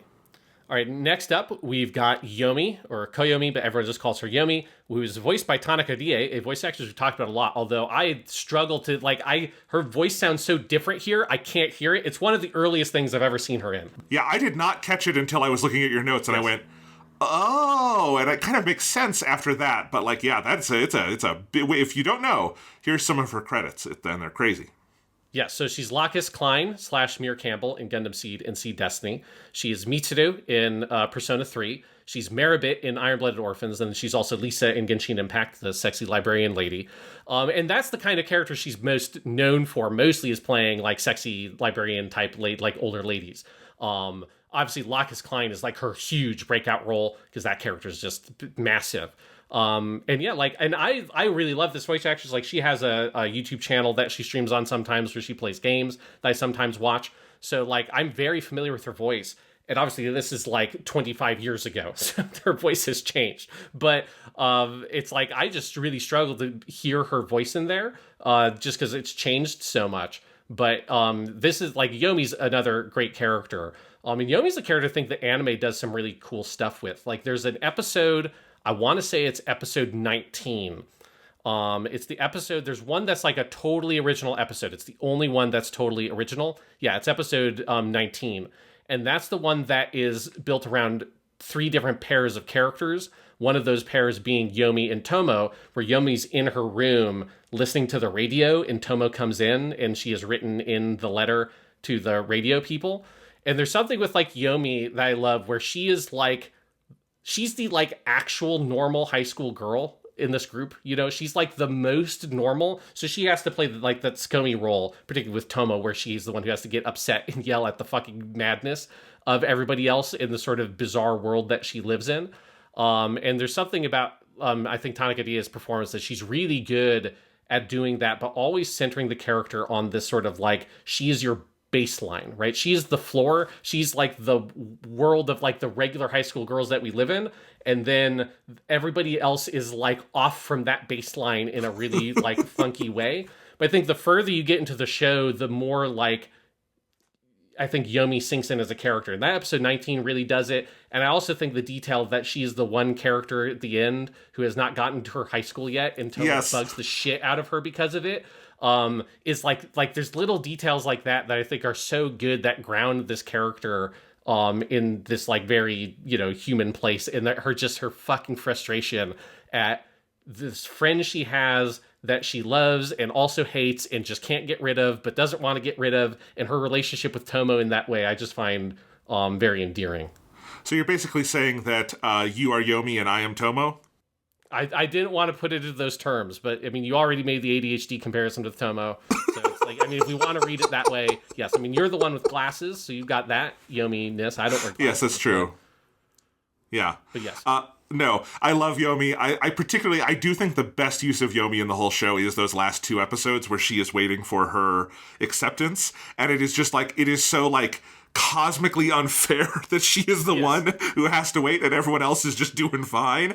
And it's one of the best pieces of like payoff and catharsis at the end is when Tomo just, it's hard to tell if she's like fucking with her or just being reckless and stupid, says, I didn't see your name over there. And then Yomi goes and looks and finds it and it's like, it was there. And then everyone's celebrating, yay. And then she turns to Tomo and just socks her and like punches her off. An uppercut. Yes. Oh, it's so good.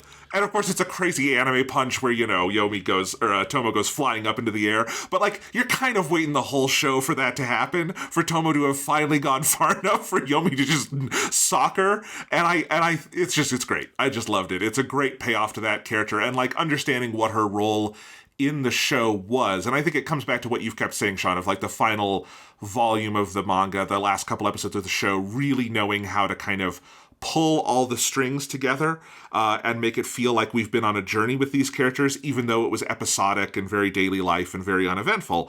And I think that is a very good example of that dynamic of like, who was Yomi in this universe? And it's one of the things where I think if I read the manga or watched this show again, I would find the character even more enjoyable, kind of having had that clarification at the end, if that makes sense. Yeah, well, she's by design, she's a character that is not meant to stand out because she's not the bokeh. She's not like the ridiculous ones, right? She's the one that centers us.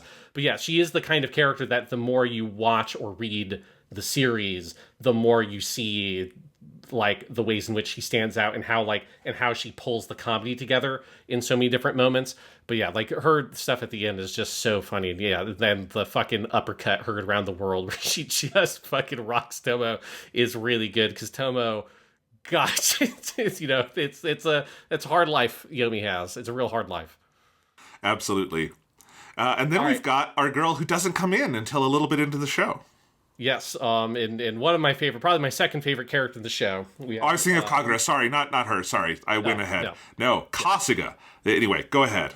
Yeah, so we have Matsuoka Yuki, who plays Ayumi Kasuga, and everyone knows exactly who that character is if I say that, rather than call her Osaka, which is one of the all-time great gags in the show, is that she just gets that nickname, and then in the first time they move up, when they go to second years, and she can't find her name, and Yukari says she's just written the word Osaka on the fucking classroom sheet. But yes, this is our Osaka-jin, our person from Osaka who joins the cast as a transfer student, which does happen a little bit further into the manga. They kind of pull that a little bit earlier, which makes perfect sense for the anime. Matsuoka Yuki is a great actress. She's been in lots of great stuff. She's Seno Aiko was her big breakout role in the series Ojamajo Doremi. She's Orihime in Bleach, who that's like the main love interest character for Ichigo. She's like one of the main characters in Bleach. She's Tsuruya, the character in The Melancholy of Suzumiya Haruhi, who's our like super energetic, crazy girl in that series. And then you've got Nana, who is one of the main characters from Elfen Lied, which I've not seen that, but that's obviously a very popular show. But this is her iconic performance in my mind. I mean, this is just an absolute legendary performance. If there's any character in the manga that just begs to be voice acted, it's Osaka, because I mean, you've got the accent, but you've just got the incredible one-liners this character constantly has of the just crazy shit she says. And this character I just adore so much. And on my first watch through, before I became a teacher, Osaka was my favorite character. Now I have a different favorite character as a teacher. My perspective on the show has obviously changed in like the 8 whatever years it's been since I originally watched it. But I remember just losing my shit constantly the first time I watched the show at Osaka, and the ridiculous shit she says and does, her fucking character design, the performance, it's all so good. I feel like, Sean, we're about to learn a lot about you by figuring out which of the two teacher characters is your favorite. Is it the bad teacher or the good teacher? But I'm excited to find out, although I think I might agree with you. But anyway, yes, Osaka, I can only imagine, not having the voice in your head reading the manga. It's the only character I could imagine, something being lost on the page if you don't have that specific performance coming out of the mouth. Because, yes, it is. She's so defined by that. I just love the idea of a character who gets jumped into her new school by being given a nickname that is just where she's from. It's not anything about her. It's nothing she can control. It's nothing she did. It's just, oh my god, we've got an Osaka gene in our class now. Let's call her Osaka. And it comes from, that episode is very funny, because it's just everyone basically being bored in school and then learning that someone from Osaka is going to be in their class and then being really excited about that as like this new sort of flavor in their social circle. And then it turns out that Osaka is stealthily the weirdest girl of them all because something's wrong with her. I don't know what's wrong with her, but she just kind of sometimes stares out into space and loses all track of time and thought and herself. She has a problem with self-esteem early on, just like, no, this is like, get it together. And she never does. Although she does get into college fairly easily, so who the hell knows? Maybe she's a savant? I don't know. Well, you do have that great bit near the end where Tomo starts giving, like, dumb riddles that are, like, popsicle stick joke style, like, pun riddles to Chiyo, and she can't solve any of them because she's way too literal to get it, and then she just rattles off, like, a dozen, and Osaka just nails every single one, and that's what leads to Chiyo saying that Osaka should become a school teacher. But yeah, Osaka, like, one little detail that I think is just amazing about her. There's a little tiny piece of character design thing, this is in the manga and the anime, that is critical, that it makes Osaka who she is. And it's that every single character in the show, if you look at their eyes, has a little white highlight in their eye that's in the top left of the eye. And it's just like a little white circle that's a highlight. Osaka's is in the bottom left. And she's the only character that has the highlight in the bottom left. And there's just something that little fucking change, it brings all the energy in the character, like, down. You're focused really on her, like, big, dumb smile she kind of constantly has. Her bangs in the front of her head, like, bring it all down. And it just, like, sort of grounds the character in this sort of, like, weird, spacey, like, you don't know what she's thinking or where her head is at, and she's got this sort of slightly blank expression on her face. And really, the majority of what it is just moving that one little highlight down, and it's just a genius piece of character design. But it sort of is everything about the character is just in that little change, and that she's just in her own fucking world. And we all wish we could live in that world because it's an amazing world. It's a ridiculous world. But yeah, like Osaka, like, I don't think I want to run through the jokes now because we'll go through them with the episode notes, but she is kind of consistently, her alongside one of my other favorite character, is like the source of the best lines in the show, and the shit she says is just fucking wild. One of them, I'll give one because this is actually one that's anime original. There's that fucking scene when they're in Okinawa where they go to the fucking museum and they see there's like the stuffed mountain cat, and they're like, and Chiyo goes like, oh, well, when the Yamamaya grows up, like, that's what he'll look like. And then Osaka goes, and then he'll look like that. And they all turn, and there's the fucking skeleton, and they're like, just like, are horrified. And she just goes, oh, migoto no hone ya. It's just like, oh, what wonderful bones. And it's like, it's the fucking Osaka accent, and it's the way that the actress Matsuka Yuki delivers those lines is so funny. Because part of the thing with the character, and it's part of the original joke of the character, is that she's the exact opposite of the cliche Osaka person, right? The cliche Osaka person is someone who's fast talking. They're like, this is like the root of like a lot of Japanese comedy comes out of the Kansai and Osaka areas, and so it's supposed to be fast talking, super witty, chat your ear off, like, and if you play Genshin Impact, they made Yoimiya a character that has an Osaka style accent because that's the kind of character she is, that it communicates that. Or if you watch any Japanese comedy, you'll be familiar with that accent and the sort of stereotypes that go along with it. And she's the opposite of all those stereotypes. She's super slow going. She's super in her head, spacey. Instead of her talking your ear off by going like a mile a minute, she just talks super slowly, where you kind of have lost the point of what she's trying to say by the time she gets to the end of her sentence. But there's something about the looseness of the Osaka accent, because it's super loose feeling. You don't have as many voiced consonants. So like, instead of saying da as at the end of your sentence, you'd say ya. Things like that it's just very flowy. And that nice flow is one of the things that makes it so you can say it really fast and have that kind of comedic effect. But it also means when you say it really slowly and deliberately, you just like, it kind of puts you into a weird trance. And there's something about that. It's so fucking funny.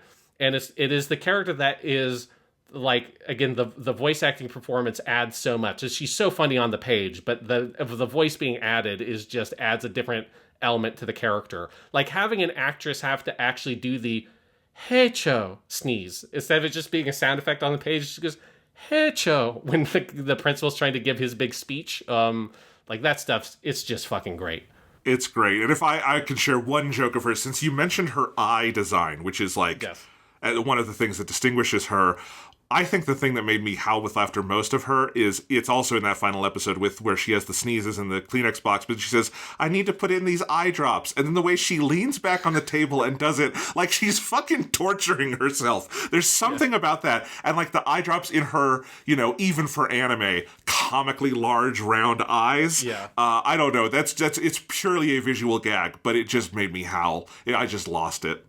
It's so good. Or yeah, I mean, there's so many good moments in that last episode because you also have like Chiyo-chan crying at the graduation ceremony. She just like picks up the tissue box and just pivots like it towards Chiyo-chan. Yes, Osaka. We'll talk more about like I've got a lot of one-liners that I've written down of hers that I love. So we'll get into some of the jokes with her later. But she's just, if you're talking about purely for the gags, she's probably got the best gag ratio of the show because she's so good. Next up, we have the other character who's introduced much later, although this is also a character they put in a little bit earlier in the anime that they kind of tease her a little bit more, which is Kagura, our other sports girl, our properly sports girl. And she is voiced by another actress we are very familiar with because she's Kawashima Hoko, who plays Flay in Gundam Seed, Nartarla in Gundam Seed, Stella in Gundam Seed Destiny, and Agnes in Gundam Seed Freedom. And if they ever make another Gundam Seed movie or something, they gotta put her in it because they're contractually obligated. She is, of course, in a fucking billion things. Other things we have watched with her in is she's Niyama Sensei, the woodwinds instructor from Sound Euphonium, and she's also Tomoyo from Clannad. And this is another one where, I mean, I struggle to recognize her voice because she has such a chameleon-like voice. Again, she plays fucking Flay in Natarla in the same show in Gundam Seed. It's just insane. It's just one of the weirdest and coolest pieces of casting ever for that show that they did both those roles with her. Well, and I know we've talked about, especially like recently on the Seed Freedom movie episode, just the amazing running, basically, I don't know, gag like performance art thing they've had of even after 20 years, she always comes back to play a new character. And we just, as Gundam Seed fans, we are into that. Yes. But then, of course, you have Kagura, who's our sports girl, who adds a nice piece of contrast. Like, obviously, like one of the big functions this character plays is to give us freshen up the cast a little bit when you get into the second year. So she joins our main group of girls. And Kagura is like one of those characters that she doesn't add a lot in terms of like, you know, huge gags and stuff like that. But I do think she's really important for the contrast she gives to a lot of the other characters, particularly Tomo. I think one of the moments that makes that the most clear is there's in the third sports festival, you have the whole thing of her and Tomo are just fucking around while Chiyo and everyone else are trying to put up that tent or whatever it is that they have to put up. And then Kagura bashes into Chiyo and the whole thing collapses. And then Tomo, being a dick, is like, haha, you fucked it up. Like, you messed it up. It's all your fault. It's all your fault. And then Kagura starts crying about it.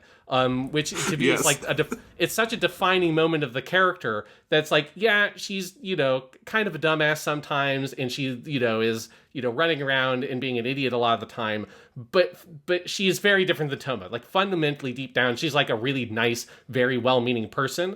Who is like the most goal-oriented character of the whole cast. This is one of the other things that I love about episode 19, which is, again, original to the anime, and it's really great, is you have a scene with her and Chiyo where she's talking about like that she really wants to get to nationals in the swimming team.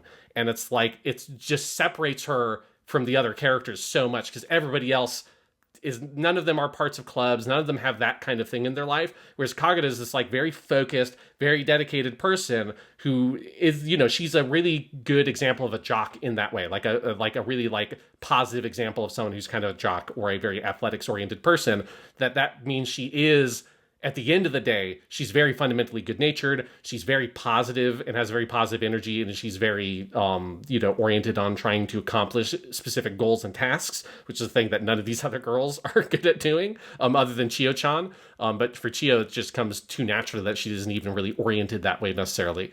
And that's one of the things I just appreciate about Kagura. She just adds such a nice contrast to the other characters when she's added to the cast. And I think that the anime in particular helps highlight that with that extra episode 19.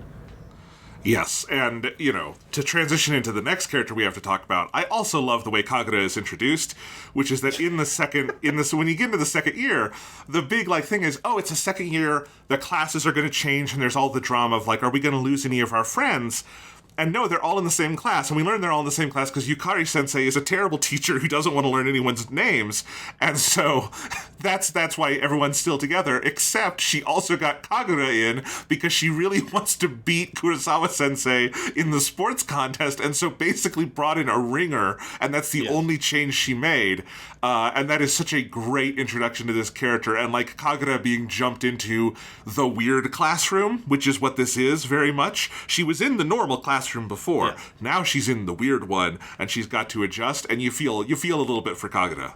Yes. But, hey, it all works out for Kagura. She has that great moment in the last episode where she's in the classroom and says to Yukari-sensei, would it be bad if I tried to take a chair or a desk or something? And he's like, of course it's bad. No, you can't do that. But then Yukari kind of fucking around is like, and you don't need to, because you have the greatest souvenir of all the memories you've made with your friends along the way. And she's saying it to be a cliche dick, and then Kagura starts tearing up at it.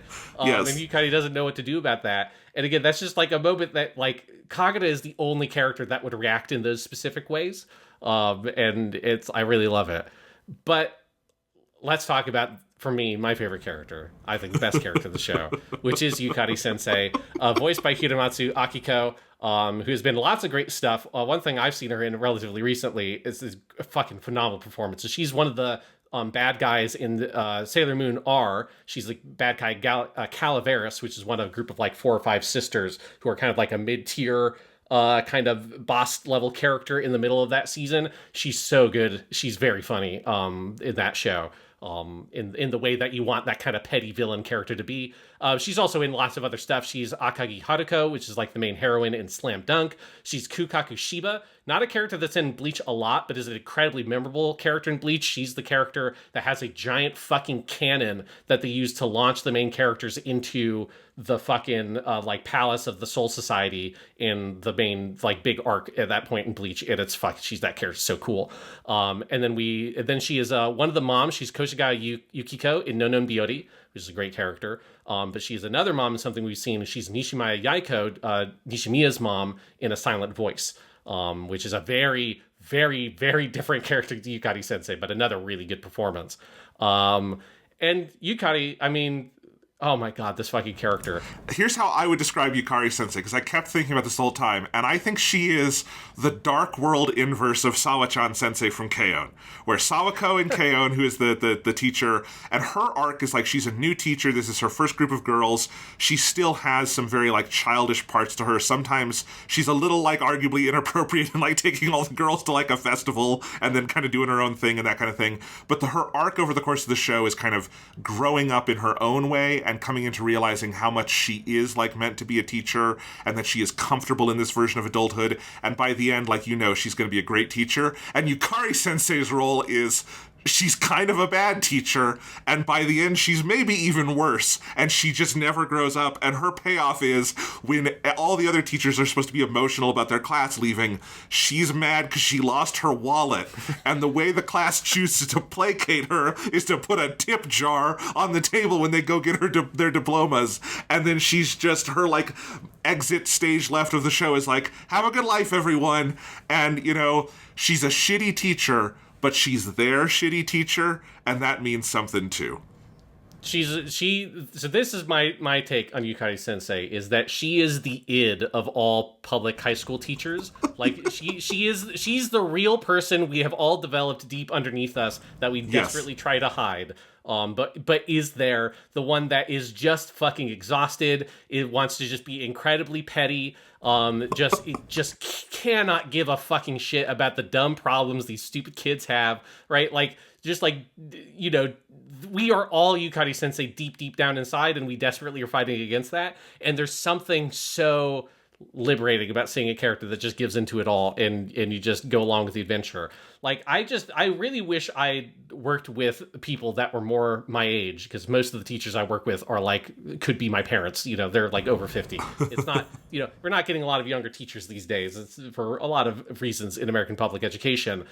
But because, you know, we have like a teacher group chat kind of thing with everyone else in the English department, and it's a lot of, you know, grandparents basically sharing grandparent memes, and I don't find them particularly funny. And all I want to do is I just want to send screenshots of bits from the Azumanga Daioh manga with Yukari Sensei, because they're all so fucking good. And I feel like and I'm like amazed that Azuma, the mangaka, it was not a teacher, because like the jokes are so fucking good. Like one that this is not in the anime, but it's literally the first thing that happens in the manga. This is one where I have talked about this briefly on a podcast before, because at the beginning of the school year, I showed on the board this strip from Azumanga Daioh, because I thought it was an incredibly good joke that all the kids would get as well, just with me having translated the text, because I took a screenshot of it with my fucking phone. I translated the text myself, put it into a slideshow, and part of the thing was it was like a joke around also us doing inference practice was part of the assignment. That part's not important. But as soon as I displayed it and I was talking about it, the fucking principal of the school walked in because he wanted to observe my lesson, just like nonchalantly, which happens sometimes. And it was the moment where I was like, oh God, he's going to think I'm such a fucking loser nerd. Because the principal of my school is like a big jock kind of guy. And it's like, fucking hell. But anyways, the joke, it's so fucking funny, is she gives a pop quiz to the class, and she says this pop quiz was made by Ishikawa sensei. I was like, oh, and all the students were like, oh God, Ishikawa makes the hardest quizzes. It's like, oh, don't worry. Hey, how about I take the quiz with you? And she goes, sits down at the desk, and then the last panel of that one is her looking incredibly distressed trying to solve this quiz. So then in the next panel, the next strip, she stands up and she goes walking around the desks, the thing you do as a public school teacher. And you're like walking, you're just sort of like nonchalantly looking over, like making sure everyone's doing their work. And then she goes past one of the kids who's got like glasses, is clearly coded to be really smart. And she's leaning like really far over because she's just trying to copy his answers to see what he answered on the quiz. And that is just the most, yes, this is what it's like. Like sometimes you're like, fucking God, I either like I've been given something to administer to them, or I just don't have enough time to look over this whole thing. And I'm like, what the fuck? Like this happens for me with like the public, or like the like tests we're supposed to give them that are just made by the state, that sometimes they have the stupidest fucking questions. I'm like, what the fuck is this question? I look, it's like, oh, what did they say? Because like I'm not saying you're like trying to think through it seriously, and I'll just look, it's like, okay, yeah, it probably is B. And then I look back at the question, yeah, it is B. Yep, they were right. Like there's just a sense of like how overworked you are as a public school teacher means you have to have a Yukari sensei inside of you. And I just laugh so hard at this character constantly. I think she is so funny, and there's such a truth to her, even though no actual person in the real world is ever this extreme. Again, all of us have a bit of that in ourselves, and there's something about at the ending. For me, the most real thing is the way in which she's super nonchalant about them graduating, because she's not a new teacher. This is not the first group of kids that she has had graduated. And it's like, you know, like, yeah, it's some teachers get very emotional about graduation, but most teachers kind of don't. Like for most teachers, like, no, we've been through this a lot. Like, and I'm going to still be here next year to see the next group of kids in that I'm going to have to go through this whole process with again. And so there's something just so real about her, even in her like unreality, that I adore tremendously. And so every time I revisit Azumanga Daioh, it's kind of to get more Yukari sensei, because this character's just the best. She's wonderful. I just downloaded the someone's rip of the omnibus of the manga so I could look at this strip you're talking about, and it is indeed hilarious. The alternation of panels between her doing the normal, like, kind teacher thing of walking around looking into, like, diving in to, like, look close at the nerd is fucking great. I also love on page 1 is you've got the first strip, which is just called Yukari Sensei, and then on the side is a drawing I assume was, like, added for the graphic novel, the Tankoban, where you've got her looking sad, and it just says, what a depressing chapter title. That's just such a mood. I love it. It's It's so good. And like, I like the anime has a very dynamic intro for her where they pull in a later strip, which is when she's bike. running late to school and she runs across her bike chain breaks or whatever. And she runs across another student and she's like, oh, like my bike is broken. God damn it. And the kid's like, oh, I'll help you out. And he's thinking, it's like, great. I won't be counted late if I come in at the same time as the teacher. And then she just fucking makes off with his bike. This is so good. It's just like the pettiness of this lady is just legendary, but there's a thing of where it's like, yeah, is she probably like, not a great teacher in a lot of ways? Yes, but also, man, she's just teaching these kids what the fucking world is like, It's like, it beats you the fuck down, and you gotta deal with it, And sometimes you gotta find joy in life, like making inappropriate bets on the sports festival with your teacher next door to get a juice, or like steak or whatever the fuck she wants to get. And I love her like bribing her kids with juice because she is like calculating the profit she will get ultimately from the bet. Yes. That kind of shit. It's so fucking good. It's so fucking good. I was very happy that in the final sports festival, while the students have their big moment of communal triumph with Sakaki, Yukari never wins. Because, like, Yukari's motives are so impure, she should never be rewarded, and she never is, and she just loses because she's just not that kind of person. Yeah, well, she just tackles Nyamo right before the finish line, and then they get into last place. And then she just goes back over to the kids and is like, you know what? I think what's important is that we all tried our best. But if Yukari Sensei is the dark id inside every high school teacher, is Kurosawa Sensei like the ideal? The like ego ideal? Because that's my other favorite alternation in the show is at the end when Yukari Sensei is freaking out about her wallet. Kurosawa Sensei brings it in and leaves it for her, and then goes into the other room where her students are just celebrating her and everyone has an individual gift. And it's just like, I assume that's the kind of person you would look at if you're a teacher, just go, motherfucker, just everybody loves them. And I'm over here like toiling. It's like, that's also very real to me. Well, yeah, because it's also like you fucking, it's because it's the PE teacher. Yeah, I mean, you don't have to give standardized tests. I mean, yeah, you don't have to deal with any of that shit. Like, yeah, you get to go play fucking dodgeball all day. Great. Like, obviously that's an inappropriate, I want to be clear, that's an inappropriate thing to think or say about your colleague. And the best part of myself doesn't want to think or say that way. Is there a part of me that thinks that? Yes, there was a little Yukari Sensei inside that's like, yeah, these fucking PE teachers, like, yeah, great. Yeah, all the kids love you because they do, you fucking play baseball. Like, yeah, of course the kids love you. I love how often Yukari Sensei is just like, no, we're not doing English today. No, we're going to go play gym. I'm a gym teacher today. And I love those moments. Because I assume, have you ever had that, Sean, where you're like, you know what? I don't want to teach English today. Or one time she's like, we're going to do math. And then she tries math for 5 minutes and can't. Yes. Yeah. I mean, I would love to just go outside. Yeah, like, yeah, let's just kick the ball. It's like, no, we have the STAR test coming up, and they will fucking be on my ass if we're not covering these teaks and it's like, great. Yeah, it's great. But that's Hisakawa Aya, who we've talked about many times because she's in everything. Yes. So Hisakawa Aya, she is Mizuno Ami, or Sailor Mercury, everybody's favorite Sailor Senshi from Sailor Moon. She's Miki Kaoru from Revolutionary Girl Utena. She's Uno Hana from Bleach. She's Kamio Haruko from Air. She's Matsumoto Sensei in Sound Euphonium, another great teacher. That's like the super hard-ass teacher, but that's amazing. And then she's, of course, the recast for Bulma in Dragon Ball. So Hisakawa Aya, amazing actress. And then Nyamo / Kurosawa Sensei, yeah, she's the teacher that, like, you should actually try to be. She's, very nice. She's good with her kids. She's very reasonable and responsible. And there is just something about, of seeing, there is a, like, sort of Freudian something going on in the Kurosawa Yukari scenes of, like, you're seeing these two different parts of the psyche of a public school educator.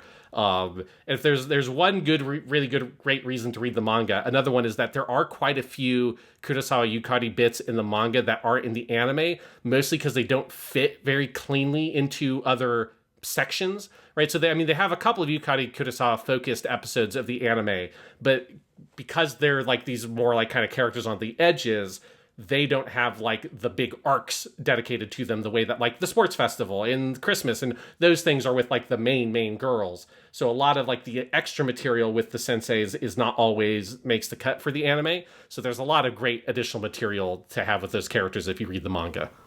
Well, and episode 3 is the one that's basically all about them just having a it's about their kind of rivalry, but then the last couple of segments are all them like out on the town and like having a night of drinking, and just like there's something about that episode that's very funny, but also gets to like this place of like this existential just malaise that Yukari is in that I found like very like almost too real. It's very good. Yes, it's very good. That has one of my all-time favorite Azumanga Daioh bits where Yukari sees that there's like a foreigner there and she runs away. And so to make Nyamo have to talk to him, but she can't because she's the PE teacher. And then Yukari comes back and then just starts speaking English. And in the anime, they just have her go pera pera pera pera pera, which is just like blah blah blah blah blah blah blah blah. And then they both start laughing really hard. And Nyama's like, "What's going on? Why are you laughing so hard?" Yukari just goes, "He's saying that in his country, PE teachers are stupid too." And then they just start laughing again. And it's fucking so good. It's so good. Yeah, I loved that whole part. Yeah, absolutely. Oh, yeah, the teachers are great. Then we've got a couple of other characters here. So we have Kaorin, played by Nogawa Sakura, who Kaorin is like one of those like really interesting kind of weird characters where she's like not quite one of the I think part of the point of the character is she's not quite one of the main girls, but she's also not one of the background characters, right? Like she's got her whole like obsession with Sakaki-san. The anime kind of honestly gives her even a little bit more of a spotlight. They give her a little bit of additional material kind of in some of the existing bits from the manga to kind of like lift her up a bit more. But she does, particularly like near the end, I think she has some great stuff with Sakaki-san when she gets to go on the trip with them. She finally gets to go on like the last trip. But I do like Kaori, and I like her ridiculous love for Saki-san because we all love Sakaki-san. Yes, absolutely. But then we have the one problem with this show, I think, which is Kimura Sensei, voiced by Ishii Koji, and he is the creepy dude. And here's my problem with it, Sean, is that's all he is. It's just he's a teacher who is a creep. And there's no other, like, it honestly doesn't even quite have the cadence of a joke. It's just that he is creepy around the girls. He says creepy things. He does creepy things. And it's, on one level, it's like very one note. Like, I think everyone who watches anime probably has a mixed relationship with the range of anime pervert characters, right? Mm-hmm. But, like, if you look at a character like, here's one everyone has seen, like Master Roshi in Dragon Ball, the Kame Sennin, right? He's an old pervert, but he is also a martial arts master, and he is also very wise, and he can be fatherly, and he can be all these other things, and there's the pervert thing is like a gap in his characterization, right? That he should not be this lowly thing, because he is also this high thing, and so there's an actual, like, engine for comedy there. And I think the thing that just doesn't work for me with Kimura Sensei is there just is no other layer. And so it is just something that I think is, like, not on its own funny, which is a like, male teacher at a school full of girls being creepy to the girls. I just don't find that funny. Like, I just don't think there's a joke there to tell. And I think particularly some of the early episodes have way too much of it and, like, was honestly really weighing me down with the show, and I think the show is better in its second half by and large, in part because he is like backgrounded more. But yeah, I did like that is like the biggest anchor on this show for me is it just feels wrong. Yes, no, I don't like the Kimura Sensei character. In fact, I think in the anime it's worse because part of it of them giving Kaorin more material is that they also give him more material. So because he's not in the manga that much past like the second half of volume or like the first half of volume 2. By the time you get to there, like he kind of adjusts more to a version of the character that I don't think is like amazing, but works better for me. Where it's kind of the creep stuff of him being like a perv that starts becoming less of the focus, and it's more he's like just weird. Like you have, for instance, in the December chapter, I think it's the volume 3 December chapter, where Yukari Sensei is running down the hallway and he pops his head out and just yells, "Shiwasu desu ka?" Like, is it because it's Shiwasu? Is that why you're running? What a great sense of humor, because Shiwasu is a name for this month of December that's written for the character for teacher and run. And so when he's just like a weirdo, that, and less of like a creep, a perv creep, like when he's weird, that I'm kind of fine with, because there are some jokes that you get, and again, I think it's better in the manga because it's diluted a lot more because he just doesn't pop up as much, where there's a contrast between that and that he is like also this guy who donates like 10,000 yen or whatever to these people asking for donations on the street. Like there's this other side to him where he is like this like proper guy. that when they do that, it's a little bit better, but they also cut some of those bits out that were in the manga and they don't put them in the anime. For instance, there's a part near the end where they're doing their shrine visit, where it's when they're thinking about like, oh, they're putting our money in, and Osaka has her like 10 yen coin that is the chosen one because every time she puts it in a vending machine, it just comes back out again. Well, part of that bit is that they put their money in and they're praying, and then Yomi sees somebody put in a 10,000 yen bill, and she's like, oh my god, and she looks over, and it's Kimura Sensei, and she's like, Kimura Sensei, you put in 10,000 yen? Like, what did you wish for? And he said, I wish for love and peace for everyone on Earth. She's like, you put in 10,000 yen to wish for something like that? And he goes, what else could someone possibly ask for? And when it's that contrast, that's very funny. When he's a weirdo, but he's also like, on the other hand, the most proper adult in the series, right? Which you also get with the contrast with like his wife and all that stuff.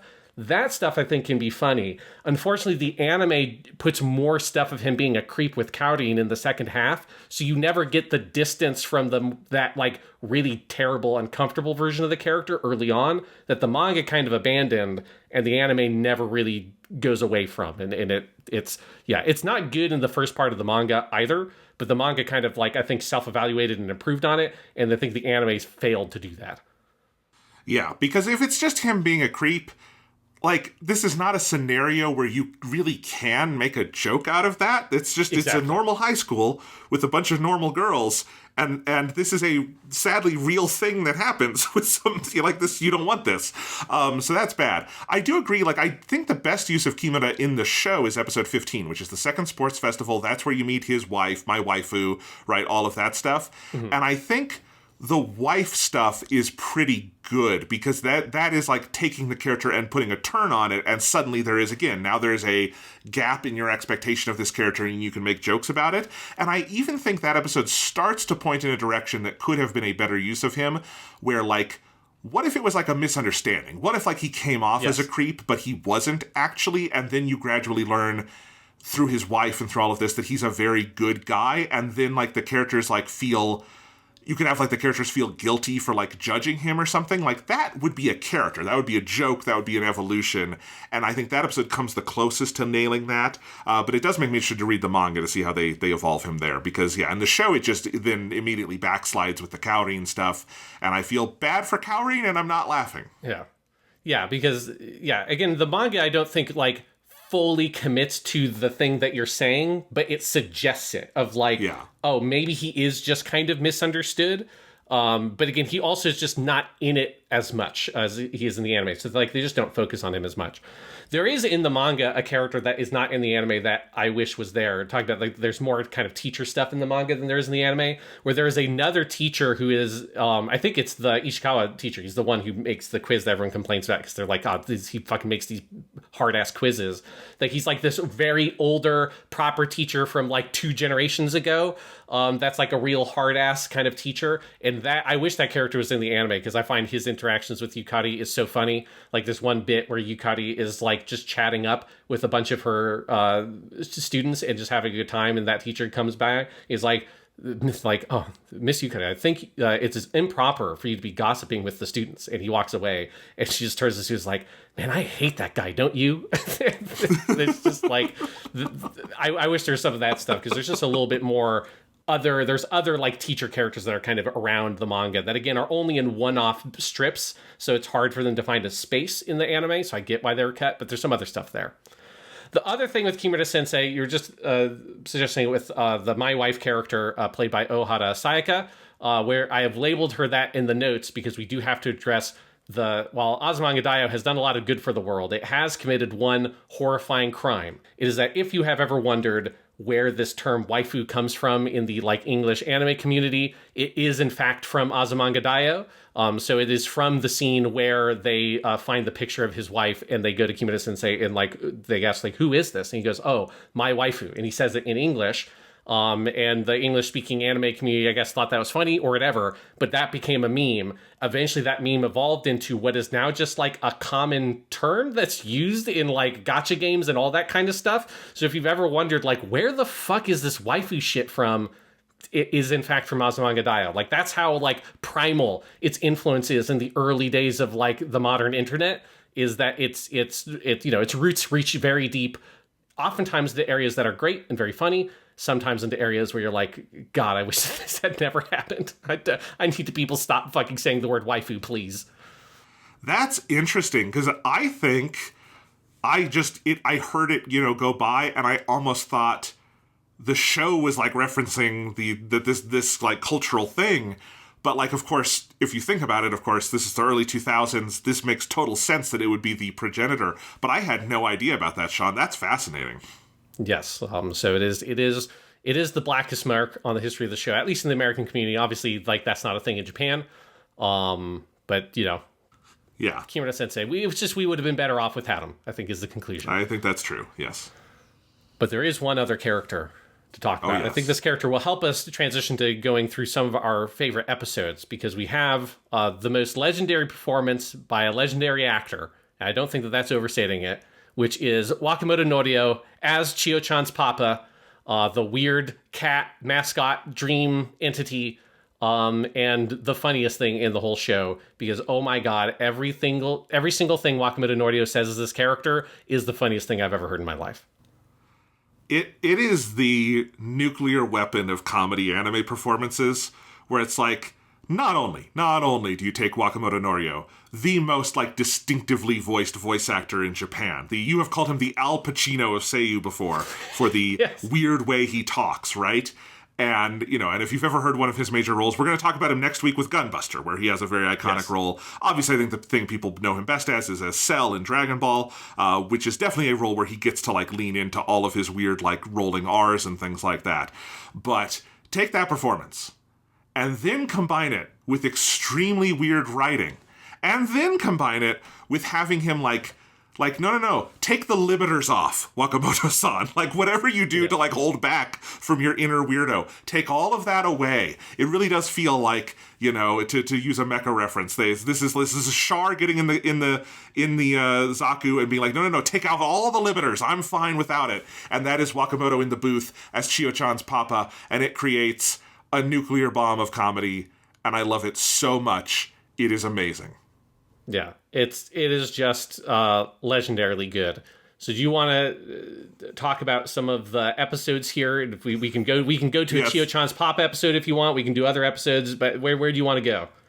I mean, I remember liking all the early episodes, like episode 3, particularly the Yukari and Yamo one. And then I remember episode 5 being the first one that I, like, noted in my head of, like, this is one of my favorite episodes. Yes. That's the first summer vacation episode.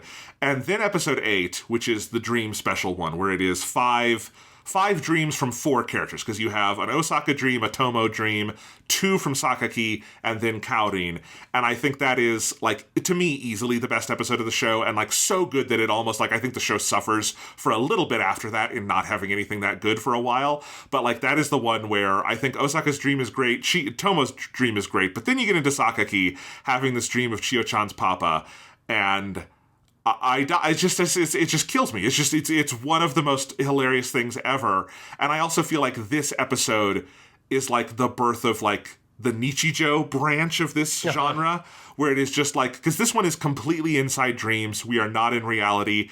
And I think maybe there's a reason why that is, like, one of my favorite things, is it also just gets to be surreal and experimental in some different ways.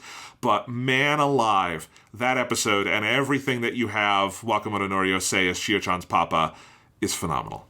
Yeah, it's so good. Like, so what they do with that episode is that there are 2 different first year dream specials. There's one in volume 2 and there's one in volume 3. So there's, like, their first year and then the second year. And they basically took those 2 and combined them together. But it works really well, because basically you've got the Osaka one with her and Chiyo, where that's the one where she takes Chiyo's pigtails off and realize, like, oh, they're controlling her. And then Chiyo just collapses and Osaka puts them on her own head and then flies away, which is amazing. Tomo's dream is where she is, like, a genius. And it has the incredible visual gag. It's great in the manga. It's great in the anime, where she gets 100 on her test and she shows it to Chiyo. And Chiyo's like, oh my God, there's a 100 within the 100, because inside one of the zeros is another 100, which is just fucking great.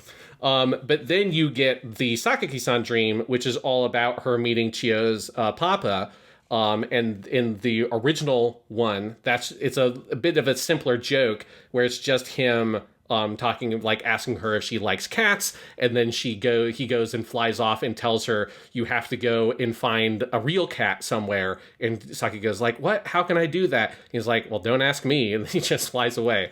And then you get the second New Year special is where it gets fucking crazy, because that's the one where Saki goes and visits Chiyo's manor and meets her dad there.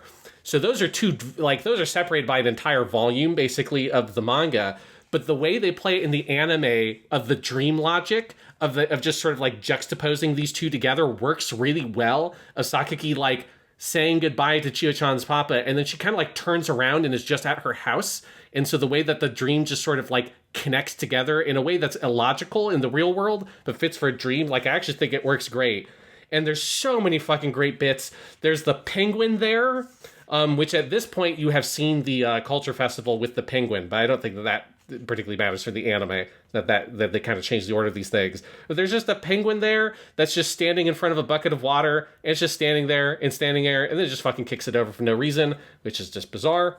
And then you get the entire same conversation where Chiyo-chan's papa comes down and is talking about like, Chiyo, you have to eat your tomatoes. Yes, I love tomatoes. It's not about if you like them or hate them. Just eat your tomatoes. And the fucking way that Wakamoto Norio just rolls over tomato I just fucking love it.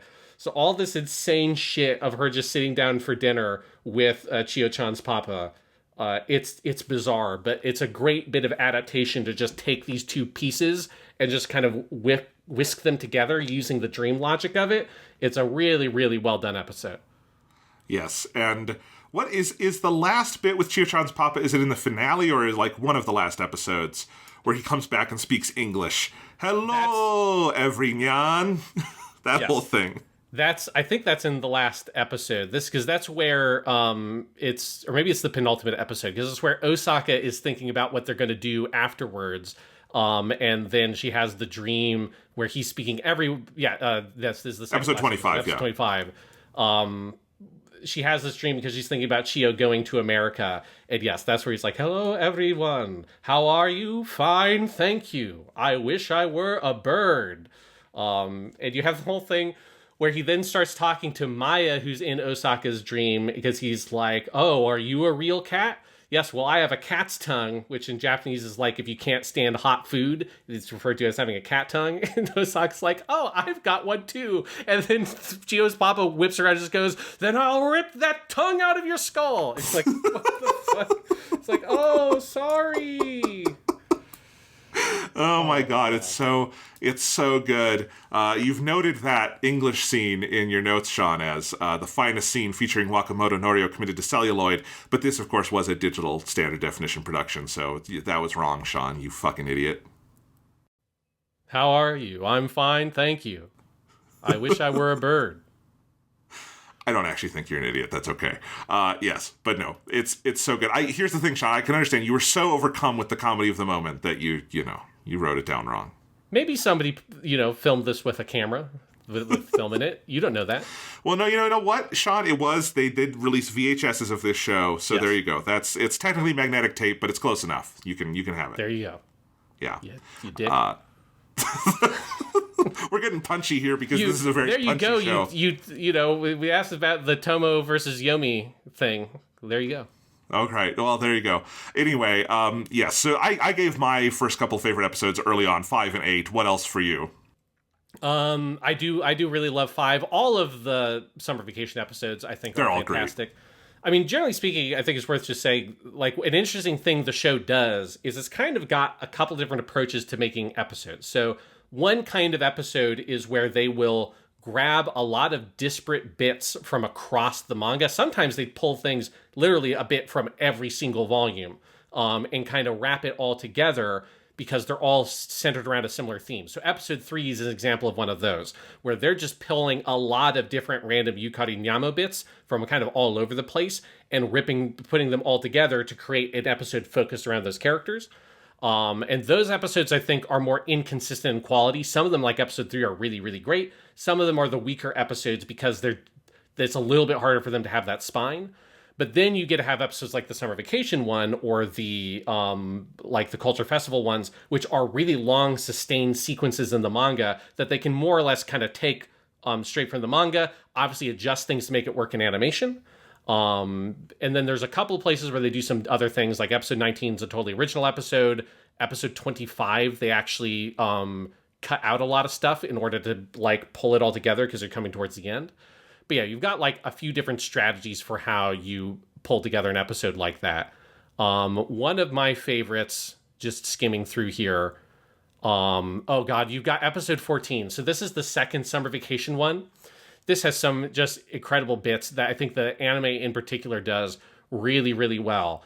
And I think my favorite one is at the end. This is where you have Nyamo has gotten drunk because she can't let Yukari-sensei drink anything. And all the girls start asking her these questions. And then Tomo asks, like, are all adult relationships, like, super erotic? And then Nyama's like, oh, yeah, they're really erotic. Or they're using ero in Japanese. And then what they do in the anime is they have this little visual montage with this great piece of like light acoustic guitar music with a little bit of like piano backing. And there's like images of like the sun and like the earth behind it. And you've got like fucking Chiyo-chan running through a meadow with Tadakichi-san and all this stuff. And that's where Chiyo doesn't understand anything that's being said. And Osaka's like, shh, be quiet. Like you'll understand when you're older. And then the anime adds an extra bit where the next morning, Chiyo goes up to ask Nyamo, like, what that stuff was. And she's like, what did it mean when you said... And then they cut the audio out again and they just play that fucking, the song again that just represents, you know, let your imagination fill in all the details. And Nyamo is completely mortified by whatever it is. And then all the other girls come out and they start speaking in Keigo. They're like, in polite language, they're like, Yoroshiku onegaishimasu, sensei. Arigatou gozaimashita. That whole bit, I think, is incredibly funny. That episode's great. That also has, you have it in your notes here, but I remember this too, is Osaka versus escalator versus elevator. That whole bit. Oh, that's great. Yeah, no, I agree. Because there's a couple of, we haven't talked about, that they have like Culture Festival, Sports Festival, Summer Vacation. There's like, they're each a trilogy of episodes, right? And so we come back to those. And I think generally they're all good. I mean... The Culture Festival ones have a fucking great build up to, obviously, the whole Penguin episode, Sports Festival. And I think generally the third one of all of those is probably my favorite, because I think the way they, like, pay off on these growing, like, patterns of gags are just fantastic. But yes, I love those. But just looking in that same area of the shows you were talking about, Sean, right before episode 14 is episode 13, which is the midterm tests episode, which is where you get the whole bonklers bit, where you have all the characters who feel like they are underachieving trying to out-stupid each other. And... that is fantastic. It also leads to the most untranslatable gag in the show that the subtitles have. I was watching fan subs, basically, and they were very heavily annotated for all of this, but it's where they're talking about Blue 3, which is Bruce Lee. Does that mean Blue 5 would be Jackie Chan? It's so dumb. I love it. It's amazing, yeah. So episode 13 is a great example of a Frankenstein episode where, in watching it, you would not feel this, but that is one that literally pulls bits from every single volume, because they're just pulling a lot of random bits from anything about tests, basically, because there's no, like, midterm test arc in the manga. They're just, like, random strips. And so they're just sort of wrapping all those together and bringing them all into one episode. And yes, that one's very good. I love all the Bunkler stuff of them. That's the part where they're talking about the Bunklers and how, like, they're all idiots. And then that's when Osaka slides in and very coolly tries to say, well, it comes to forgetting stuff, you can't leave out little old me. I fucking love that, her self-awareness there. But yes, the whole thing about fucking Bruce Lee and Osaka thinking that 3 is his... what is it? It's like she thinks that 3 is his given name, and Tomo's like, "No, you idiot! He's a foreigner. That means 3 is his surname." It's like, oh, it's like it's Blue 3.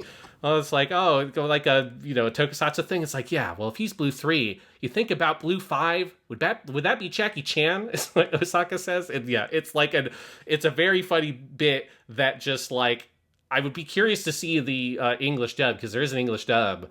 How they did that, because I have no idea. The English dub makes Osaka have a southern accent, which I think is a good attempt. Like that's about as good as you can do. But I have no idea how they tried to do the Blue 3, Blue 5 it's a nutty gag, but it's very, very funny. You have another one of my favorite lines from that episode written down, which is Yukari Sensei saying, "This test will be impossible for someone like Tomo, who just copies Chiyo's homework." And then Tomo's defensive, "Some of Yomi's is mixed in too," which is like a perfect Tomo line. Yes, that's very, very good. Oh my god. Oh god, this also has the one of my favorite Osaka bits where she asks Yukari Sensei about, well, Americans, they don't take off their shoes when they go into their houses, right? Yeah. Well, what if they step on some dog poo and then, like, Yukari Sensei starts freaking out, and then they go into their house and they don't take off their shoes? And what if the mom and the dad and the kids, what if they all step in dog poo and they all go into their house without taking off their shoes? And Yukari's just getting more and more distressed hearing this, like, rambling thing about people stepping in dog shit and tracking it into their homes is very good. It's very good.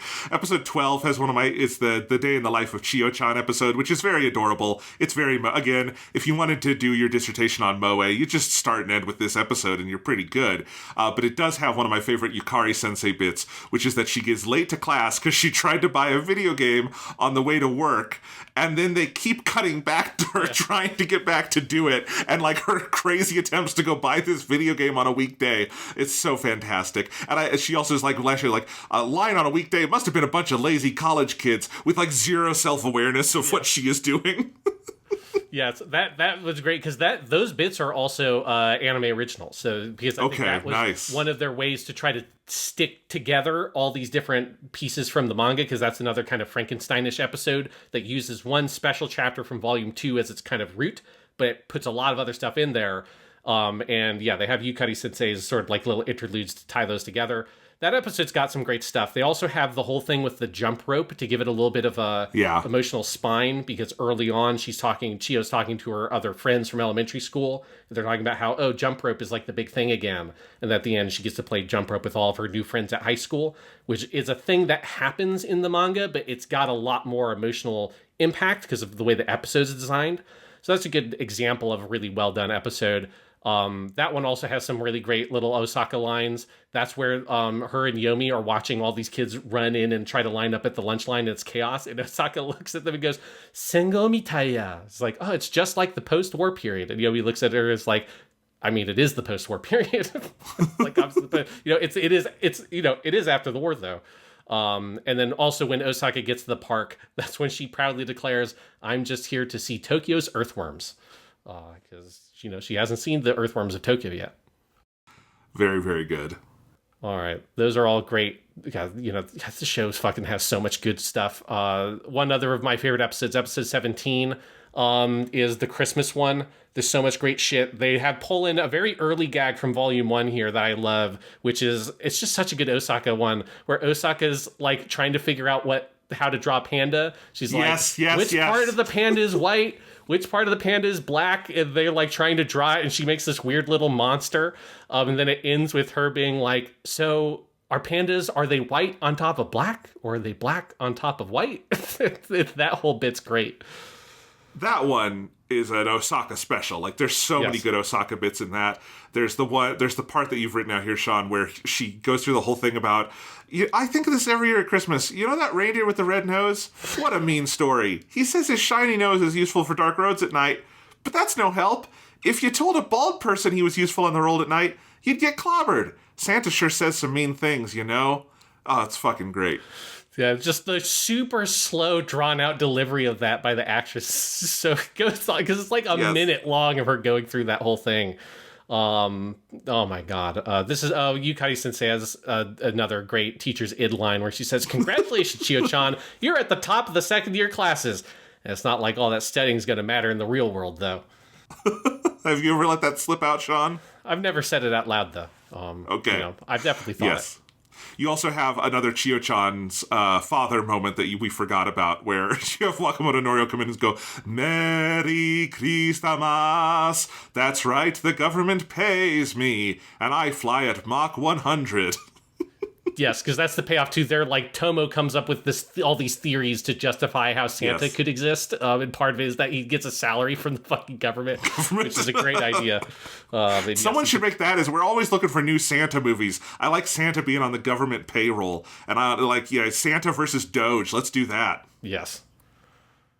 In my version of that story, Santa would fuck them up and, give Elon Musk a lot of coal. Yeah. I'm looking at some of these other gags. Oh god, yes. I was wondering where this one is. So this is the episode that also has the whole thing where Yukari is looking over a catalog of gifts that she has, and Yama walks over. It's like, oh, you're thinking of getting some of the gifts? She's like, what would be the point of that? No, I'm just looking at them for fun. It's like, she just wants to enjoy the idea of being wealthy, being able to afford these gifts. And then that's when Chiyo comes over and she goes, Chiyosuke, have you ever had Matsuzaka beef? And she says, why, yes, I have. And then fucking Yukari just smacks her in the face with the catalog because she's just so upset with this fucking bourgeois little girl. So Chiyo looks at it and she says, oh, this ice cream set, that looks really good. Yukari says, ice cream? Is that because you're a kid? Oh, or is that just the luxury of the bourgeoisie? Of course Matsuzaka beef has got to be better. I love the episode after this as well, the first snow episode, which is a very Yomi focused one, and it's the one where she just wants to have a good time, and so she wants to go to the amusement park, and she gets all excited, and she even gets the little catalog from the newsstand to read all about it, and then she gets sick because she's sitting out in the snow too long, and so she has to stay home, and then everybody goes and has fun without her, and it ends with this amazing gag where Chiyo, trying to be her normal Chiyo self and being very thoughtful, gives her a present, but the present is a picture of all of them on the roller coaster together with a very conspicuous seat being empty, yes, and that being a mistake, and Chiyo just dying at it. It's so good.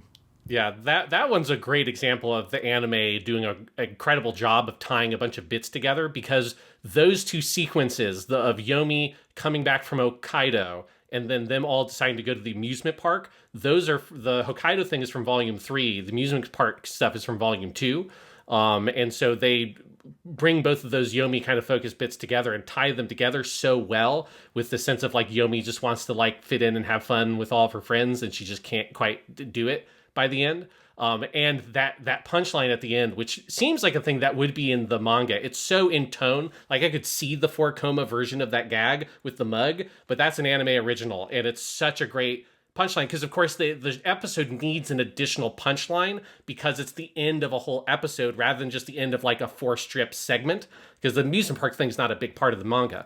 Right. And so it's just a really, really great piece of adaptation there, pulling it together a lot of stuff and adding in just a little extra original spin in order to give the adapted material the extra punch it needs because the bigger context it has in an episode. That's a really, really well done episode.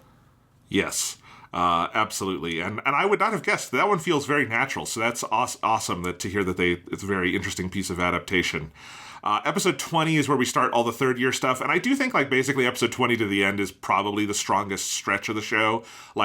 I think, again, my favorite episode is probably 8, but I think 20 through 26 are all great episodes. And it's just there's so much payoff because you get, everybody getting into the third year and you get a lot of great jokes. But then you start having episodes where the school field trip is not literally a sequel to anything else, but obviously there's a lot of payoff and everybody getting to go on their big third year trip. And then you have your kind of final domino of trilogy cappers of your sports festival and your culture festival and all of those. And then into the entrance exams and stuff. It's just a really great stretch. And I think every one of those episodes has at least a couple of just fantastic moments. I mean, episode 20 is where you have a lot of the Mine Fujiko references and the ICPO stuff you start to learn about there, with Tomo being a weirdo. And then there's another joke in that one that I really wanted to mention, and I forget which one it is, but you talk. Is it my favorite joke in episode 20 is the one where this is where Chiyo-chan tells everyone that she's going to study in America, and then Osaka starts going on about how oh, are you sure you want to do that? Because you're so easy to kidnap or kill. And they have this argument. And Chiyo's like, no, I'll be okay because Tadakichi-san will protect me. And then Osaka just sticks her finger out, just goes, bam! Tadakichi's been shot. What? No, well then what should I do? I know, well, in a TV drama, you should use your genius intellect, you should put up a futile resistance, and then you just get killed. And then Sakaki starts thinking about how Chiyo's father would be able to save her, and he's in a fucking police uniform and is reflecting bullets because that's, the powers he has.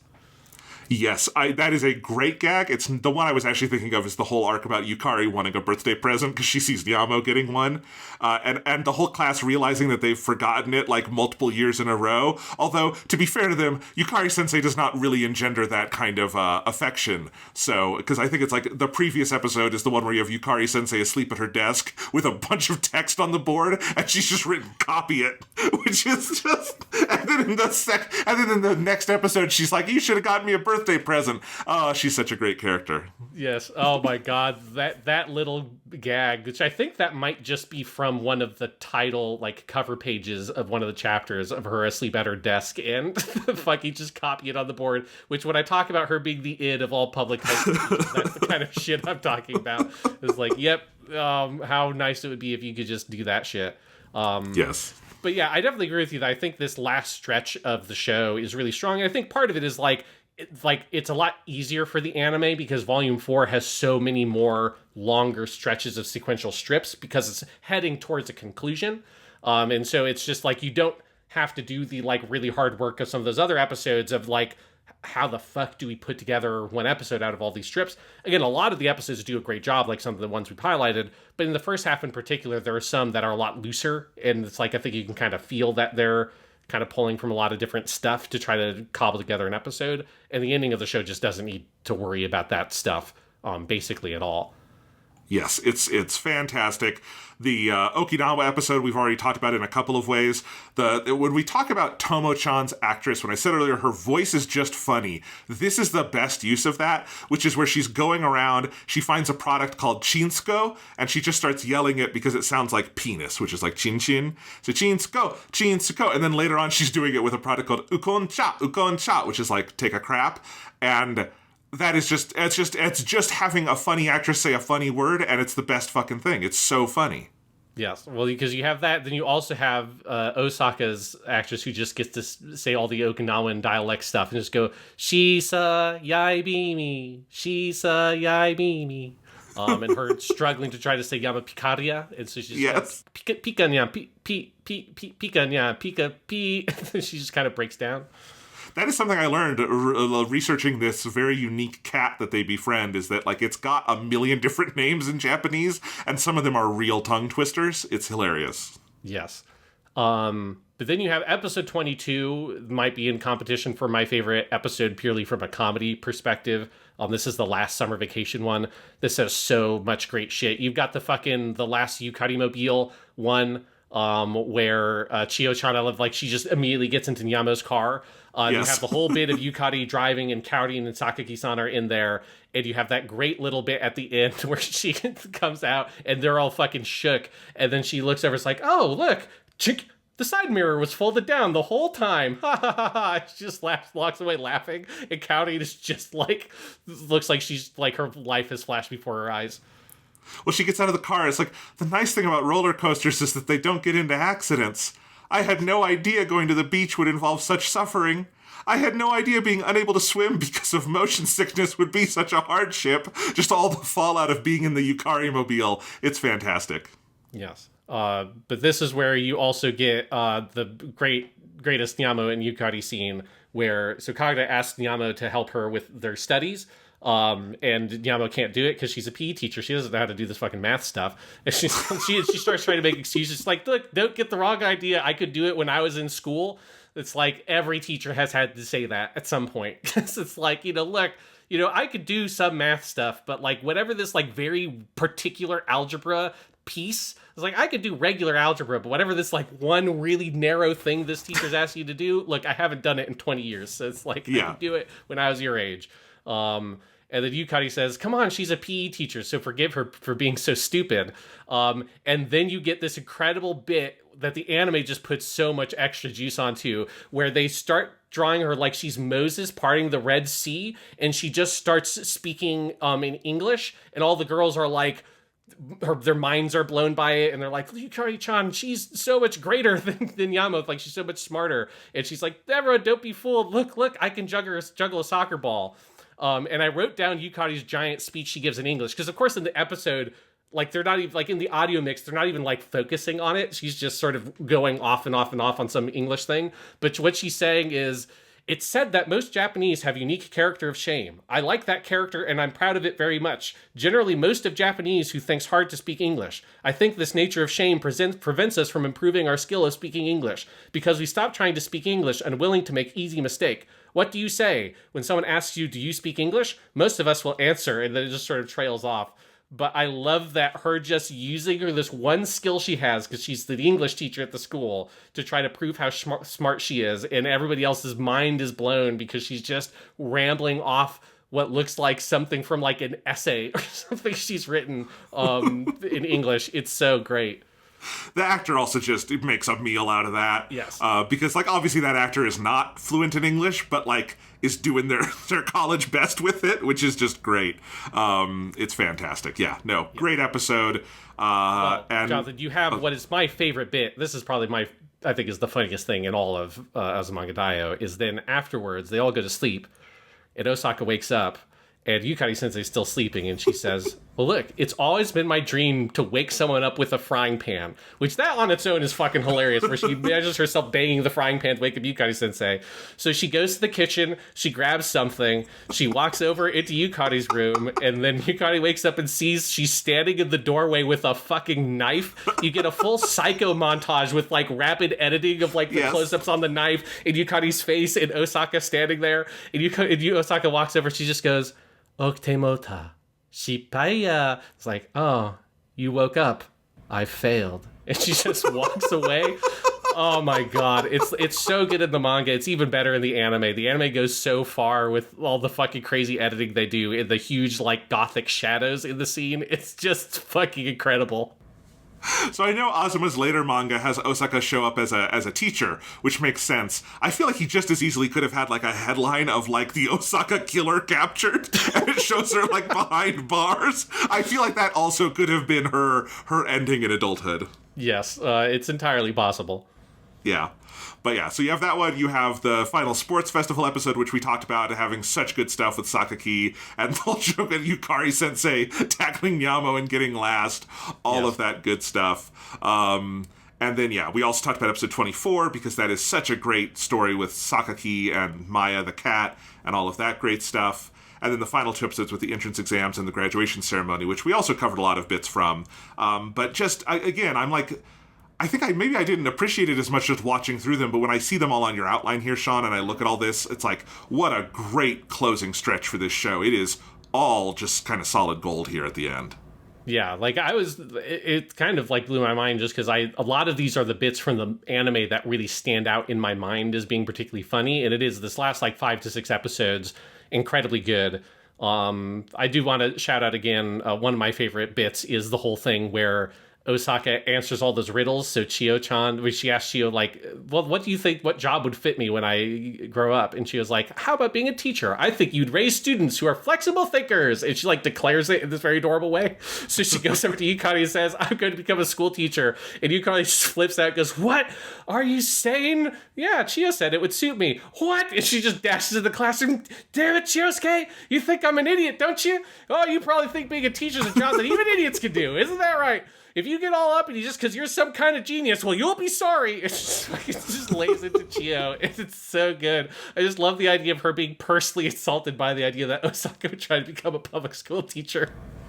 Well, that's the other way Yukari, she has this, like, deep-seated sense of inadequacy about everything, so she's constantly defending. When you talk about her being, like, pure id, that is also just, like, this sense of she's never actually good enough. It's so good. Yeah. That she has to get in a fight with these fucking kids. Not just with these kids, but with a 10-year-old kid, you know? That's great. I know I keep calling her 10. I guess Chiyo does age at some point in the show, but she is eternally 10 to me. I think she does at some point. She turns 11. She does have a birthday.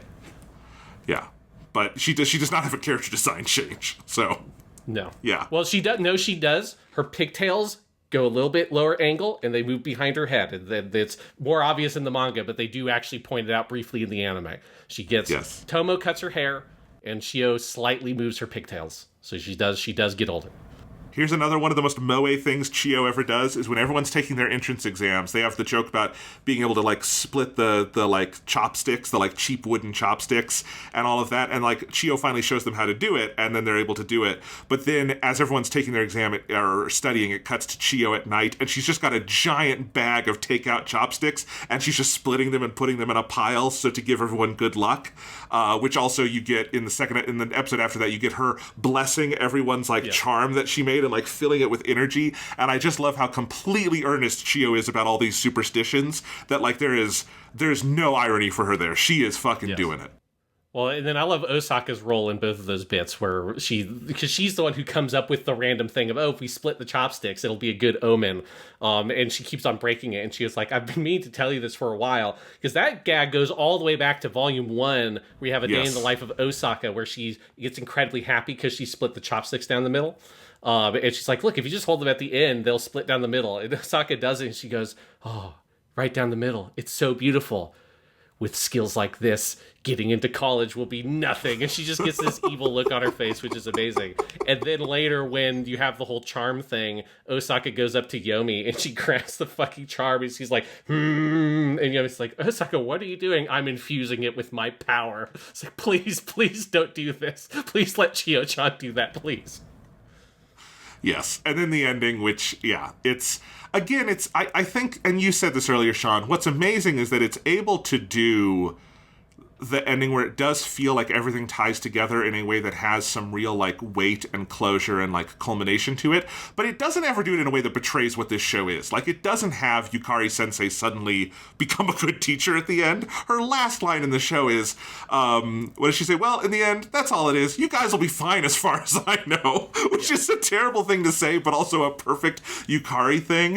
And I think, and, like, the final thing is them all going to the amusement park together, and it is very much a life goes on. It is, and in fact, that's part of what I think is touching about it, is it kind of leverages its own tone and kind of the nonchalance of the show to stress the idea that these characters, like Chiyo in particular, has maybe some anxiety about graduation being the end of something, and realizing that, no, life goes on. It can be whatever you want it to be. If you want these people in your life, they can be in your life, right? And I think that is what's really special, because, we've seen several versions of this in the different shows we covered with KyoAni. Like Lucky Star, I think, also has an episode that, like, really nails this kind of thing of having an ending that feels like a culmination, but also a life goes on. K-On! Really transforms what it is as a show in its second half to really, like, give a different ending. But I really like how Azumanga Daioh kind of shows you how to do this in both having a culmination, having a sense of catharsis and closure, but not betraying what the show was, and actually kind of revealing some of the wisdom in what it was all along. Yeah, because I think for me, there's something as a high school teacher that the last episode for this one does hit me kind of hard in a weird way because it's so nonchalant. There's something that makes it so much more real than the more schmaltzy graduation stories, which can work for me really well. Like, obviously, K-On! Gets very schmaltzy, but they've, like, really committed to that, and it's such a powerful thematic point that it's making that it works incredibly well. But for something like Azumanga Daioh, that's a bit more silly, I think there's a lot of power in showing this, like, no, like, let's just do it a little bit more raw, like what these stories, like what these experiences really are. And I think there's something about Yukari Sensei not being super schmaltzy about it. I mean, the great, like, sort of, like, bait and hook or whatever of, like, or bait and switch of you thinking that she is, but actually it's just because she lost her wallet, which is fucking incredible. And that for her, it's like, this is just another day. And it's like, maybe one day I'll see you guys again, maybe not. But, like, she's going to have more students in the future, and kind of, passing a little bit of that on to Chiyo-chan, that, like, that's what Chiyo learns is, at the very end, like, she says, Soka, like, oh, I get it. Like, we can still see each other. Like, we can still be together. And that's her responding to that line that Yukari says about, in the end, that's all it is. You guys will be fine as far as I know, which she says as she looks at Tomo and Osaka sword fighting with their diplomas or whatever. And, Yukari has been with Nyamo since high school, right? So it's like Yukari knows that there are relationships from this period in your life that you can maintain if that's what you really want to do. And she sees that, like, and you guys can do it. And I do think there is something about, as crass and ridiculous as she is as a person, I think there is value in Yukari's approach of being very real, with the kids and not like play Yes. acting the teacher, just being themselves, which like I'm not like, I'm not craven the way that Yukari Sensei is or stuff, but I'm more on that side of like, I'm not trying to put up a bunch of fronts in front of the kids. For some teachers, they do that, and for other teachers, that can work well. But for me, it's more like, I would be more flat with the kids about this kind of stuff and more frank. And I like that they do that with Yukari. And there's something that I find very touching about them portraying that, just because I don't think you usually see that in these kinds of things. Usually you see something that's much more blatantly emotional and emotive about how the characters experience this stuff. And there's something about like, some of them, like Chiyo-chan obviously takes it really hard. Kagura kind of takes it hard. But for most of them, it's an important day, but it's another day. And then and later in their life, Tomo and Osaka might hit them of like the meaning of this moment. But in the moment, for most people, the significance of that thing is not always like apparent, or you're not always going to feel it. It's something that is drawn out more over the rest of your life of like, oh, that was a stage in my life. Those are the people I knew. Some of them I still see, some of them I don't. Right. But that's not a thing that like all of that for a real person hits in the second, the way that other graduation stories portray it that way, because they are doing it from a hindsight perspective. This just feels more like in the moment. This is what these kinds of days are like.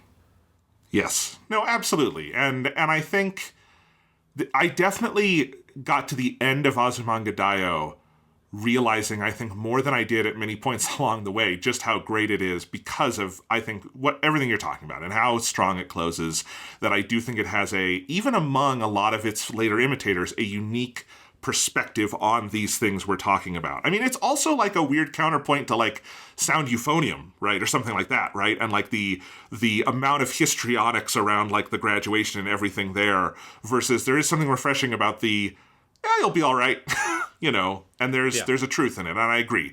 There's an honesty that, maybe we shouldn't all be Yukari to the fullest, but maybe we should listen to the Yukari inside ourselves more. Yeah, we have to have a little pathway there. We got to lend an ear to the Yukari sensei, but we also have to be discerning so that we're not, trying to drive. Fired. Not get fired. Don't try to drive on the highway with your fucking side view mirror fucking folded down the entire way. Be a little bit more sane. Indeed. But, I'm glad this show is as insane as it is, because otherwise it wouldn't be so much fun. Yes. Yes, an amazing show. I'm so glad we got to watch it. I just had a fun time watching through it and just getting to sort of flip through the manga and being like, God damn, look at all the shit they did. Like, again, it is a very impressive piece of adaptation. We didn't walk through every episode because I think that's excessive for this podcast. But, like, if you have read the manga and you haven't kind of done that experience, it's a fun way to look at the show and just realize, yeah, they did a lot of smart work to try to build up these episodes. And it just is like the proof is in the pudding, obviously, with the success of the show and kind of the model it showed that so many of its imitators kind of pull from. But it's a truly great show and a truly great manga. I will urge once again, people, if you watched Azumanga Daioh and you really enjoyed it, I would seek out the manga because it is even better. And I had to hold off from just straight up reading through the manga while I was watching the show because I feel like I would forget what was in the manga and what was in the show. And I think now I'm just going to do another full read through the manga because it is just that good. It is definitely on my to-read list now. I think I have a Crunchyroll order I'm planning to make for some May pre-orders, and I might just throw the omnibus in there, and it'll come when it comes, and I'll have more time to read it over the summer, and that'll be perfect. So I definitely 100% plan on reading that, because this was special, and I want to see, if you say it's even better, I want to see that. Sounds awesome. Yep. All right, well, that was Azumanga Daioh, Jonathan, but our grand tour does not end here. It continues on, and next week, we have a fascinating and very different kind of episode, don't we? We do indeed. Our grand tour takes us back to space. We've been on Earth for a little while. We started in space. We came back to Earth. Now we're going back. And we're going to be in space for a while, I think, for the next couple episodes, because we'll get to Dirty Pair as well. But we're having Gunbuster next week. Gunbuster, Aim for the Top, as it is known in Japan. The directorial debut, at least in a series format, of one Mr. Ano Hideyeki and a bunch of fine folks over at Studio Gainax. This was sort of one of their early calling cards, precursor to Neon Genesis Evangelion, and it is so wonderful. And it also has Mr. Wakamoto Norio. How can you go wrong? Yes, so I'm looking forward to watching and discussing the continued adventures of Chiyo-chan's Papa next time on Japanimation Station.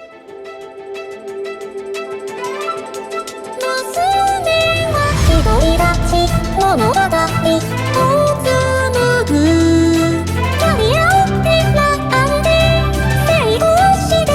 じでなんでもここのビルがモブで